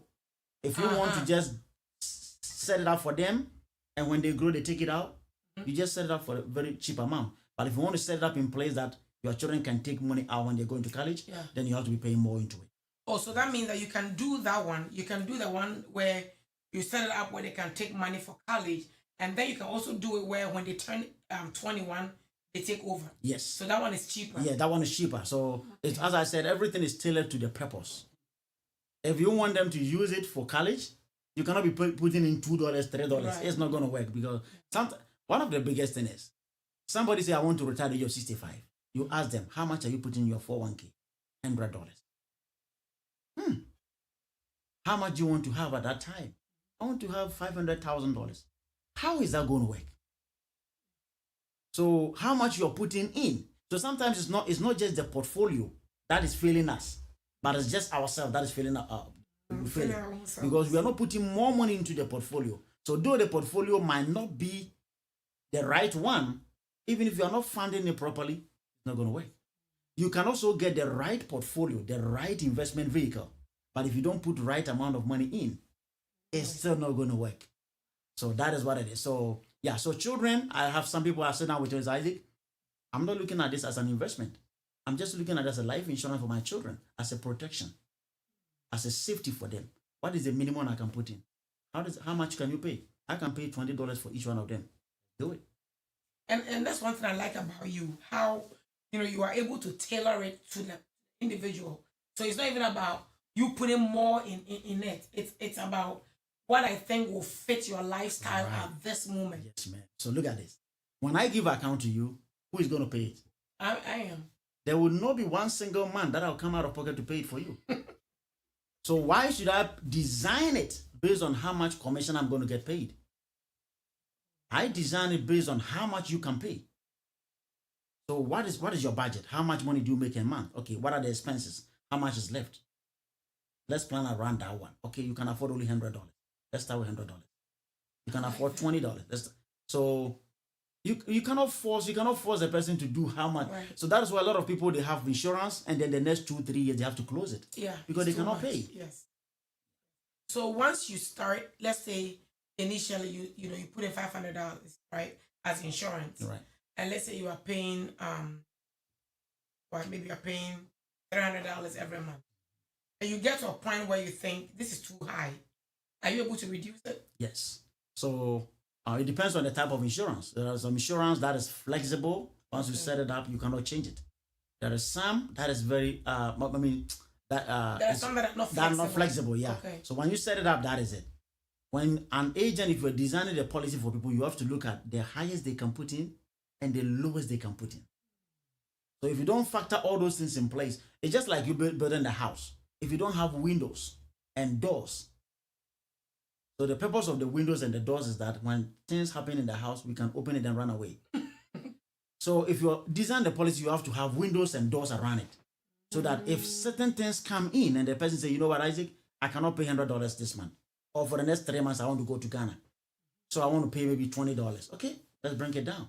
So anytime I'm sitting out, I'm factoring all this in because we are human. It's going to come. Somebody's going to lose their job. Somebody want to pay less. Somebody want to pay more. So I look at all those factors and say, okay, if you want to pay less, let's bring it down.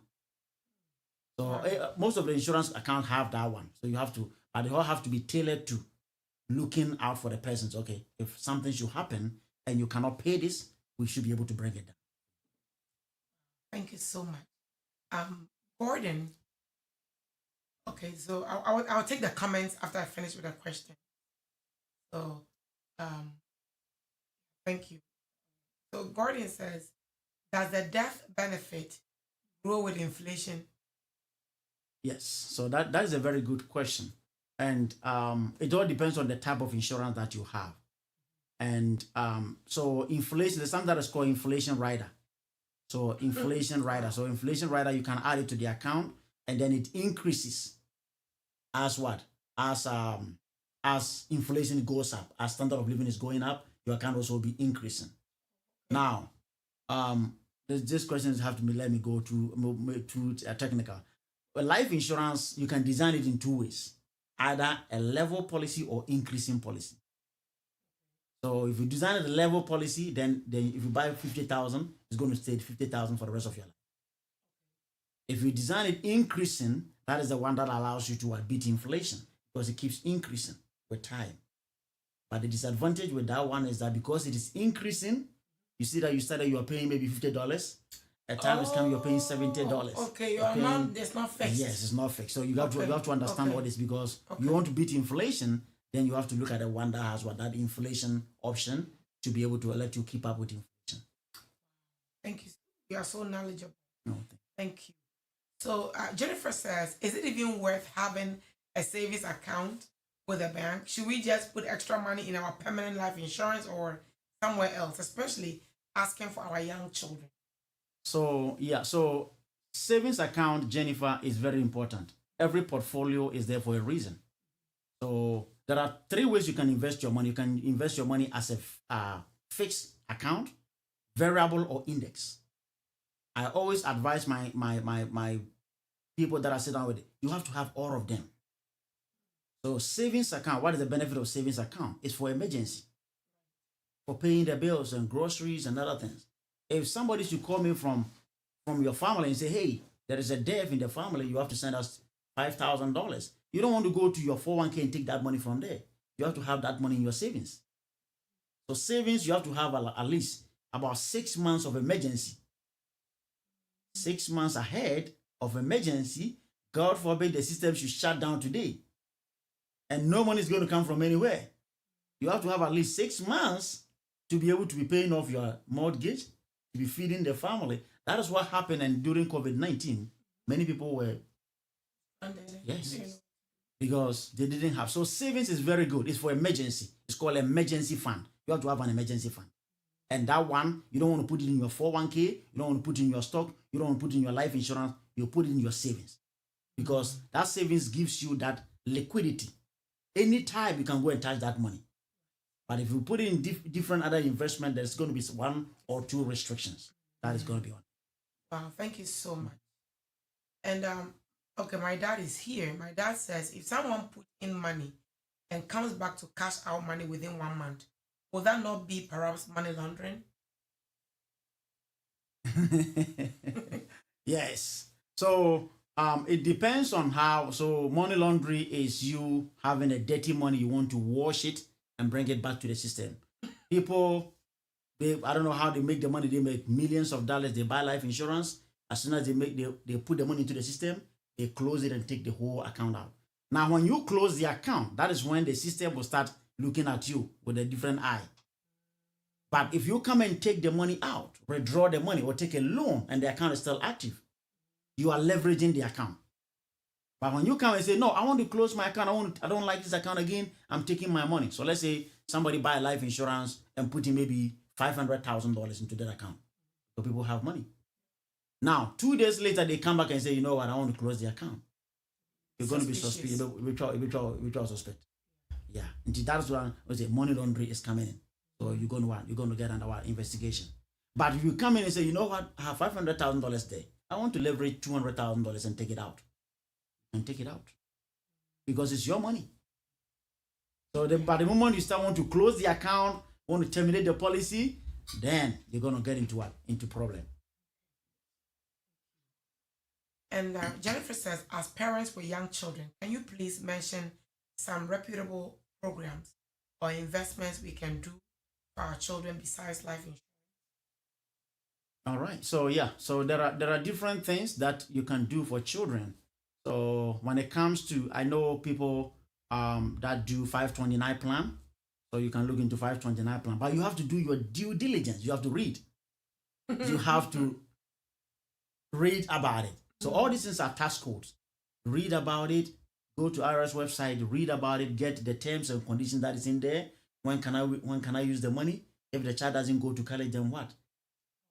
So those things you have to understand it. So you can leverage what do you call it? You can leverage the 529 plan. I also have kids that family that put in place an IRA for their kids. So they set up an IRA, individual retirement account. Some of them they set up like a stock account for them. Some also they go into real estate, they buy a house. And then they're using that one as an investment for their children. They say, okay, instead of me putting this money in life insurance, I'm going to use it to what? To buy a real estate. Maybe a 4-plat or duplet. And then maybe by the time the child is 18 years going to college, they have built some equity. And then they can sell it, use that money. Or they can go and take some money out of that. But remember, it's all investment. in the concept of investment, everything can happen. That house you might be buying for them can get on fire. And but then you have homeowners insurance. Right. And then it comes, So all these things will have the ups and downs. So you have to just do your due diligence, or you can do a savings account for them. Just a regular savings account, a CD. Okay. And then, you put money in. But other than that, maybe you have to look into some different stocks, some coins. Stocks that is not reliable like that. Yeah. It is. So you just have to understand it. Some people go in, they make it. You just have to know how to play with it. So I think with the question Jennifer is asking, just listening to you and what you said, I think if you are raising young children, you are better off with a life insurance with a cash value. Yes. So you can put money into any account for the child. But what I would advise is, even if you don't want to use the life insurance as an investment, get a small policy for the child. When you go to GoFundMe website, just go to GoFundMe website and then just search for children that have been diagnosed with sickness. Go to St. Jude Hospital and look at children. Oh, so once you get a policy for them, if any of these things happens, they are covered. Yes. So one of the biggest thing is when you get a policy for your child, one of the advantages is that, what if the child gets sick tomorrow? One of my friends I was in the military with, his child gets diagnosed with this sickness that is called Steve Johnson syndrome. Steve Johnson syndrome. It's just some spot that comes on the body. And because of that, that child is uninsurable. Oh, wow. That is what that means. The child becomes uninsurable. That means for the rest of that child's life, he will not qualify for life insurance. I did application for about 5-6 companies. As soon as you put it in, declined. Now, I don't want to be living with that girl that, what if when the child was born at a younger age, I put a policy in place for the child. Now, even if I don't get any money from that, the child is covered for the rest of their life. I did my job as a father, and I protected my child. Some people will go to the doctor tomorrow, they say you have asthma. You have ADHD. You have autism. Oh, that one too covers. No.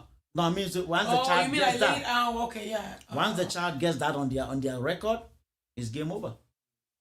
You become uninsurable. Yes. So why don't you get it for them earlier? And then I have one guy. He's a Ghanaian, but he was born here in Denver. I met him, we talked, and then I put a policy in for him. He was on his father's policy for 25 years. He was riding with the father. So he rode with the father for 25 years, and when he turned 26, he have to get out. Yeah. When he get out and he want to apply for his own life insurance, he didn't qualify because of driving history. When he was learning how to drive, just driving history. So just driving history alone, let's say God is going to protect us. Nobody's going to get sick. Nobody's going to get negative. But in the course of learning how to drive, driver's license, suspension, revocation, and other things, it's going to come in, and then now your child becomes uninsurable. Yeah. And once you insure them, you are able to increase it. Yes. So you get you get a minimum amount for them. Just something small that you can afford. And then you hold it there, and then you keep paying into it. When they grow up, 18, 15, 20, 30 years, you give it to them. Then they take it from you. This is one other thing. Those that want to use a life insurance to build wealth for their children. One, if you are building it, you are the one that is paying for it. You are the owner. If the child grows up and the child becomes a doctor. So let me start with this one. Imagine your child is 30 years, Mama, and then you sit down with the child and say, hey, Inshira or John, this is something that we started for you when you were 2 years. Now you are 30 years, you are getting married. In your wedding, this is what me and your dad want to present to you. And then you presented a cash value life insurance with about $300,000 to that child. Your child's going to love you forever. That is what we live life for. We live life for the benefit of other people. That is what I think about in life. That is what all this going and coming and stress, that's what we live for. But a selfish person will say, I don't care. I struggle. They also have to struggle. I figured it out. They have to figure it out. That's what a lot of African parents say. Let them figure it out. Let them figure it out. So that is one of the biggest things. You sit down with them and give it to them. What if this child, that time, the age of 30, the child is a medical doctor? He say, Mom, Dad, thank you very much, but I don't need this money. You guys can keep it. What happened? At that time, you get another retirement money. Yeah. Free. That is it. And that is why the wealthy people are always wealthy. And they keep becoming wealthy and wealthy and wealthy and wealthy. The next 20 generations ahead of them will be wealthy. But we will sit down and then we will hear the information and hear it and hear it and hear it. No action. But we will take no action. Not today. Today things are going to change. Amen. Yeah, things are going to change. Deacon Sandra says, apart from life insurance, okay, I think you've answered this. What other things can you invest in and give you immediate? So that is the I like the immediate Immediate, yes. yielding over time. Yes. So so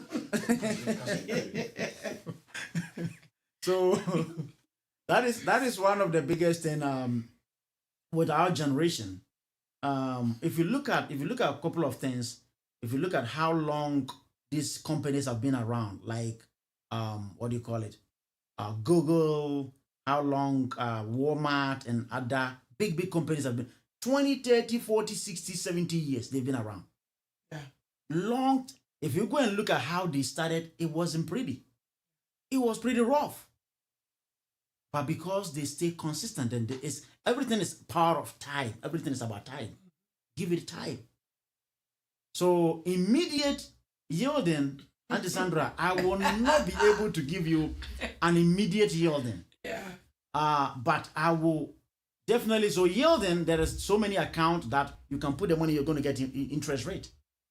You're going to get interest rate. So there are so many accounts, even an annuity. You can put money in an annuity and then it gives you yielding. It gives you money. Annuity, no? So annuity is not a life insurance. Annuity is a different concept. It's a senior brother to CD. Oh, okay. So a senior brother of CD is an annuity. So in a certificate of deposit that you get from the bank, CD, you get maybe 4, 5, 2, 3, 1%. But the CD can give you higher interest rate. The CD can give you higher No, interest. I mean the annuity, sorry. The annuity, so the annuity is a tax code, Internal Revenue Code 575. So that one can give you higher interest rate and your money is protected from the market. You don't lose the money. For a number of years? Yeah, you can buy it for, it's just like it. So you can buy it for maybe 5 years, 7 years, or 10 years. And there is interest. And there's interest on there. Oh.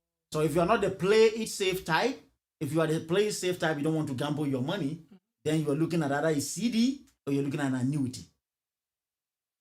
So actually, there are two types of investors. And that is why many people don't sit down and ask themselves, what kind of investor are you? Would you want to lose your money or you don't want to lose your money? I know if I ask this question, everybody will say, I don't want to lose your money. But in the general account that we have, our 401ks, our stocks, which we all have it, when the market gains, you gain. When the market crashes, you lose the money. But what kind of investor are you? Are you the play safe type or you are the gambling type? So if you know which one you want, if you want to gamble the money, fine. There are so many accounts that I can use to help you to gamble it. Wow. And Deacon Quablan says, what's the different types of life insurance and their policy? I think you did address this. Yeah. So this was addressed. The type of life insurance, I think you probably joined late. So I'll just say that kindly go back and you will, it's there. And can you touch on IUL policy? So IUL is a permanent life insurance that comes from a tax code 7702 subsection A. It's been around for quite a long time, and it's just a permanent that was added to the whole life policy. It's just a universal life policy that gives you the flexibility. So that's the only benefit, the flexibility to be able to pay more, pay less, change the insurance amount, bring it up, bring it down, and it's building cash value. So the concept of the word indexing, the indexing simply means that you are mirroring the stock market. You are standing in front of a mirror. That is the stock market. If the stock market goes up, your money goes up. But when the stock market comes down, you never lose that money. That is what is called the index. So we have something that is called EFT. EFTs, that is the funds, but that one it allows you to participate on the market. As the market goes up, your money go up, and the market start coming down, they lock your money in. So that is the concept that they used to build the index universal life. Now it has so many benefits and has so many things that I think we won't be able to go over it. But the concept is just sit down and then get to know all this type of life insurance, and then you got to understand all the details in each one of them so that you can understand. So the IUL stands for Index Universal Life, and it's what? It's just a type of permanent insurance that you are building it based on what you are looking for. And I think that's what you were talking about, the cash value. Yes. They all fall under IUL. Right. So the whole life is also there. So we have a whole life, and then we have the universal life. So whole life and universal life. So whole life is also a permanent insurance. But that one is when you die, right? No. So so under whole life also. So under whole life, there are actually two types of whole life. So remember I said there is a term and there is a permanent. Right. When you come under the permanent we have whole life is one of them, universal, variable, universal, and there are so many of them. So whole life is a permanent, it's up there to 100 years. That one doesn't close until you're 100 years. It also builds cash value, either from dividends or from interest rate. But there are just one or two differences that you have to be able to know, and particularly, okay, this one is what I'm looking for. This one has this one has that, and then you'll be able to be able to talk about it. All right. So, okay, I understand that says CD and high yielding savings is also good for children. All right. So let me just take the comments. It's a question. CD and high yielding savings is also good for children. Yes. So it's good for children. So CD and high yield savings good for children. Now, what is the purpose of that account? It all comes down to the purpose. When you put the money in the CD and a high yield savings account, let's say by the time the child is going to college, we have $50,000 in that account. The child go take the money, use it for college. Now that money is gone, right? So after college, what are you passing on to the child for legacy? So that $50,000 that we save all this while in that CD is only paid for the child's college. So it's for individuals that just want to give their children college. And then mind you, do you know that if you have certain accounts in place and your child apply for financial aid, they don't qualify? Yes. So if you have certain accounts in place and your child is of age, you go to college, they apply for financial aid, they will not qualify. So you have to know, is this going to affect the child qualify for financial aid and scholarship or not? Now, to me, the reason why I started with CD for my children, but when I became financial professional, I realized that is what? Because I want to build generational wealth. I want to account that the child can use the money for college and use it to buy their first house, and use it for their wedding, and use it for retirement. The same money that I save it, I don't want the child to use it to go to college and the money is done. I want the child to use the money for college, use it to buy their car, use it for their wedding, use it for retirement, and for investment in life. How old are your daughters again? I have, so my daughter is a 6 and 4. I have 6 and 4. Just saying, if somebody's son is also watching us, I've started getting applications already. So. But just imagine, you doing this for your daughters, right? And even your son. And then someone else also doing it for their children. These kids marry. Yes. Your parent is giving you this. Oh my goodness. That's how the beauty is going to be glorious. Yes. I knew we're not going to finish this topic. But we'll definitely continue, God willing, next week. But I'll take the questions that are here. And the reason is I don't even want us to rush it because it's such an important topic. And even though we are finishing the part 1, I will still let you leave your information. And then God willing, next week we'll continue. Just if somebody wants to talk to you personally, which I will highly, highly encourage people to do that, because this guy is very, very knowledgeable about what he does. Okay, so Ning Jaksa says, does death insurance pay for every death, or there are some deaths that are excluded? Okay, so that's a very good question. Are there certain deaths that are excluded? Yes. So life insurance is a legal contract. So that means it's not just something that you just sign a paper. It's a legal contract. That means it can go through court. You can take the insurance company to court. So when we are getting the policy, if it depends on your occupation. So certain occupation, the life insurance is not going to cover. So let's say you are a jet flyer. You are flying jet. You are maybe, what do you call it? You are just riding in the Formula One. What do you call it? Formula One here. Those that ride the car, the race car. Yes, race car. Okay. They're going to exclude that. Oh, they're going to exclude. Your life yes. is risky. So when you're putting the application, you tell them, okay, right now I fly jets. Okay, they say no. If you die, so you fly jet like a pilot? Yes. So we have a commercial pilot, and then we have yes. Okay. And then also death that come from war, out of war. It's not included. It's not the life insurance. Okay. That is why anybody that is in the military, military have a life insurance for them. So military have a life insurance for military folks. If the person die out of war and they have a private life insurance, it's excluded. Military will be able to take care of that. Private life insurance will not pay because it's excluded from that. That is if it's war. If it's war, out of war. If the person die out of war, insurance, the only military insurance will pay. Any other private life insurance will not pay. So they always exclude war. And then suicide. Dying out of suicide is also excluded. But the suicide clause is only for the first 2 years of the policy. So when life insurance first started, people were just buying the insurance, they kill themselves, family become rich, buy the policy, kill themselves. So they put a law that if you want to commit suicide, please, you got to wait for 2 years. So maybe by that time you're going to have a change of mind.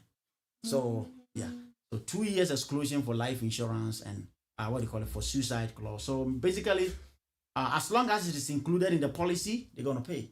They don't care what is that we die from from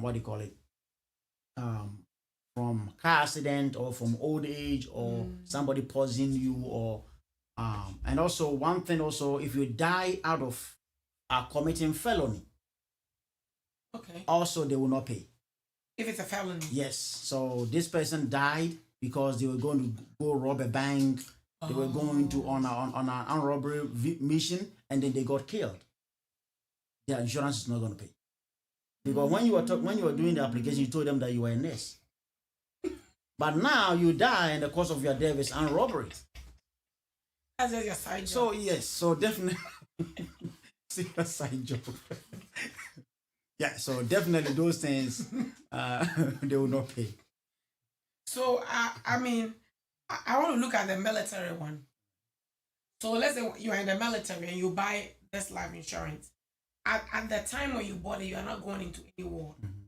So if let's say you're about to deploy, at that point, do you cancel the insurance? No. So you don't. So when I was in, I still have my life insurance. So okay. the benefit of you having your life insurance when you are in the military is because one, when you get out from the military, it is going to be very, very unlikely for you to qualify for life insurance on the civilian side. Military folks will understand this. When they are in the military, couple of medications that they will be taking and other things, the stress and other things. So when you get out, the higher possibility that you have lower back pain or you have some kind of pain going on. So when they look at all these records, it's like, no, this person is not insurable. So because of that, you have to get your life insurance, your private one in place when you are in before you get out. So even if you're going to do 20 years, get your private life insurance on the side and then still keep the one in the military. But when you get out, then you continue with it. I was just saved by someone. So I got my life insurance before I get out from the military. If I have to go and apply life insurance right now, I will not qualify. Yes. I will not qualify for life insurance. But you still have the military one? No. But once you get out, that's it? So when you leave the military, so that one is called group insurance. Group. So if you get it because you are part of that group, the moment you leave that group, you don't have it. That's it. Just like you working at a job. If you are at a job, you have life insurance. You leave the job, you don't have it. Now, if you leave the job in the civilian world, they give you 31 days for you to convert it to your private account. Okay. But here is the reason why many people don't or cannot do that is because you get laid off from the job. Are you thinking about how to pay your bills? You're thinking about how to get life insurance. You're thinking about how to pay my bills. So 31 days will come and pass, and then everything that you paid is gone. You lose it. When you are out of the military, you are in the military, you have SGLI. When you come out, we have something that is called VGLI. You have 121 days, no, 120 days, sorry. You have 120 days to convert that SGLI to VGLI. But when you are transitioning from the military, you know that transitioning from the military is harder than getting into the military? No kidding. Yes. To get out from the military is more harder than you to get into the military. So by the time you will finish, you are thinking about where am I going to settle? What is the next chapter? And what am I going to do? 120 days is gone. So to the military folks, it's better you'll get it right now before you get it. So much for that. And Kofi says, does death insurance pay for all death? Oh, okay, you answered that. You just answered. And Dickens says it wasn't a question. It was another option for saving for kids. Yeah, I thought so. All right. Let me just take the comments. There were so many questions. I'm going to take the comments and then we'll get your contact and we'll continue this conversation, God willing, next week. All right. So my dad says, thank God for such a wonderful discussion. That is my passion, to help others get insured. He's also into the insurance. Yeah, I think so. Yeah, business. So, all right. And Auntie Patience says, yes, so we will not die, but live to declare the goodness of the Lord. Powerful prayer. God bless you, Dr. Jen. And Amen. Amen. Emmanuel says, let's make money. That's right. And Jennifer says, big takeaway. When you die, you are dead. LOL. And I like how you say, just relax. Just go and relax. just relax, okay? Don't be greedy and saying that he or she will go marry someone. You are dead. What do you want a person to do? So that's a very important one. And Jennifer says, let's learn from the goat and make our death profitable to our loved one. God bless you. Kofi says, Ecclesiastes 11 verse 2. That's what you were saying. Invest in 7 ventures. Yes, in 8. You do not know what disaster may come upon the land. Wow. That's very interesting. Amasewa says, I was in the process of doing insurance in 2016. And at that time, I was going to Ghana. And not knowing I mentioned it, the agent told me I can't do the insurance because I'm traveling. What? Mm-hmm.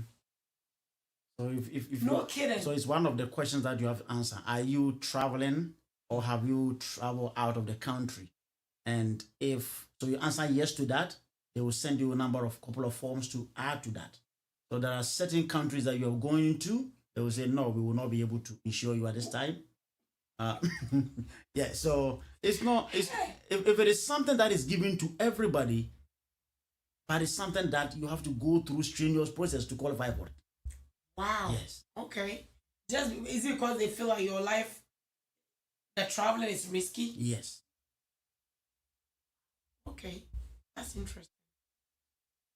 And Kofi says, get life insurance so when you die, they can say in loving memory. Else the memory will not be loving at all. Hey, Kofi. Elder Yao says, America. Is it US or us? They will even come for your soul. Their system is system and power. That's right. Don't let you die in peace with the debt. You pay. Elizabeth says, yes, this is true. Legit. If you are here and you don't have index account or life insurance, your real really missing something very important. America is about information and knowledge. And God willing, next week we may look into the index account and all these other technical things. And Jennifer says, if King Solomon said in Ecclesiastes, I will listen for sure. That man was wealthy and wise. The Bible truly has all the answers. Thank you again, Deacons of Mame, Pastor and Pulpit Media team. Amen. God bless you for being here. Ebo is showing us some love. Thank you. Elder Jackson said, Mommy, I see you scratching your head about child tax credit. Oh, Jay. I didn't say.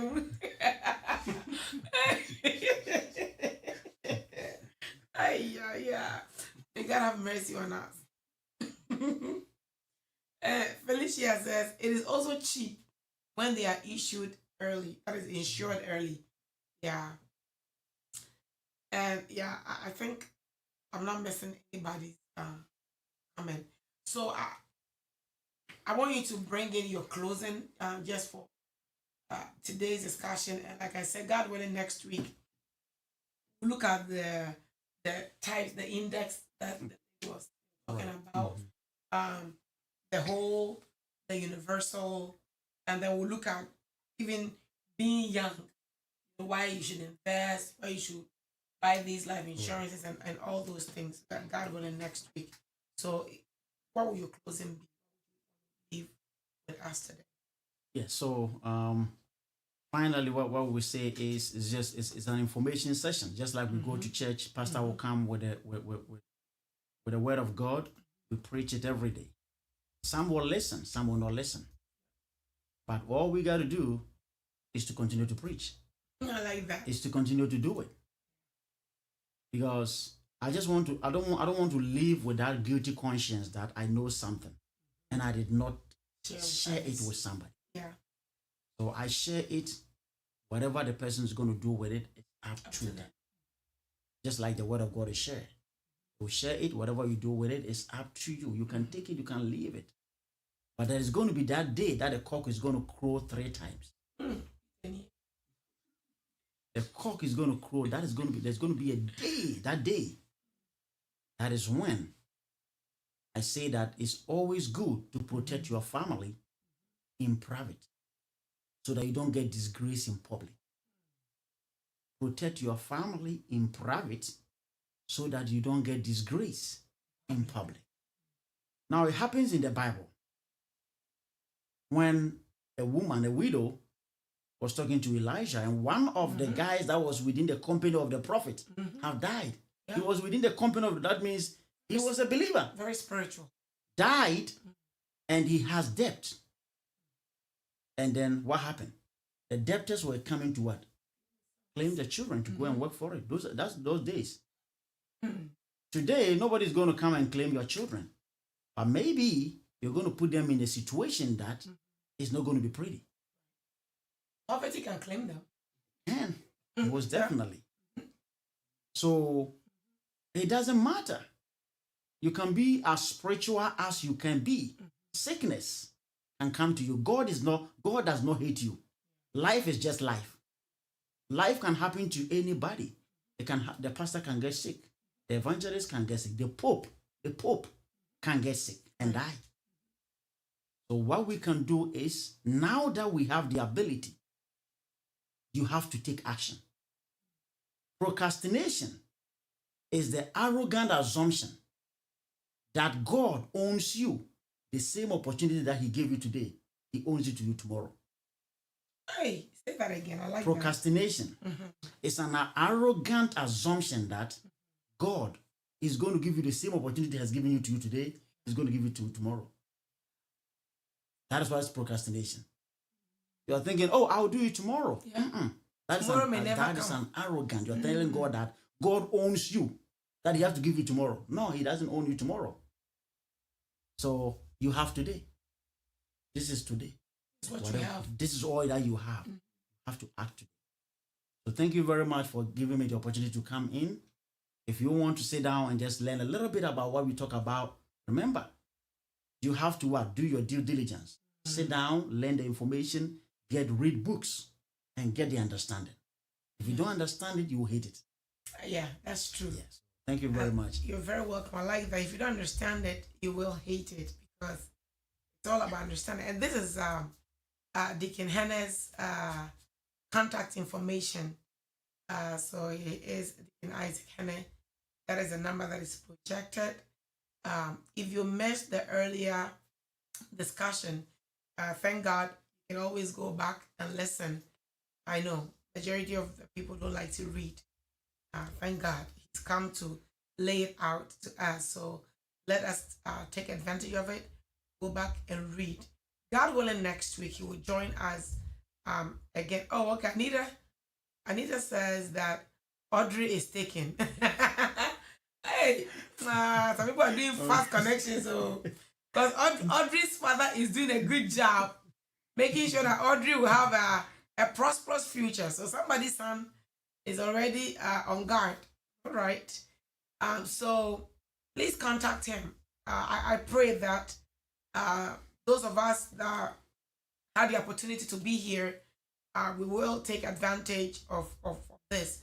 God willing, next week he'll be here to continue. So please, let's try and send this to someone and let it be a blessing. But with all that we have shared here, Pulpit is all about Jesus. And Jesus does not want you to live in poverty.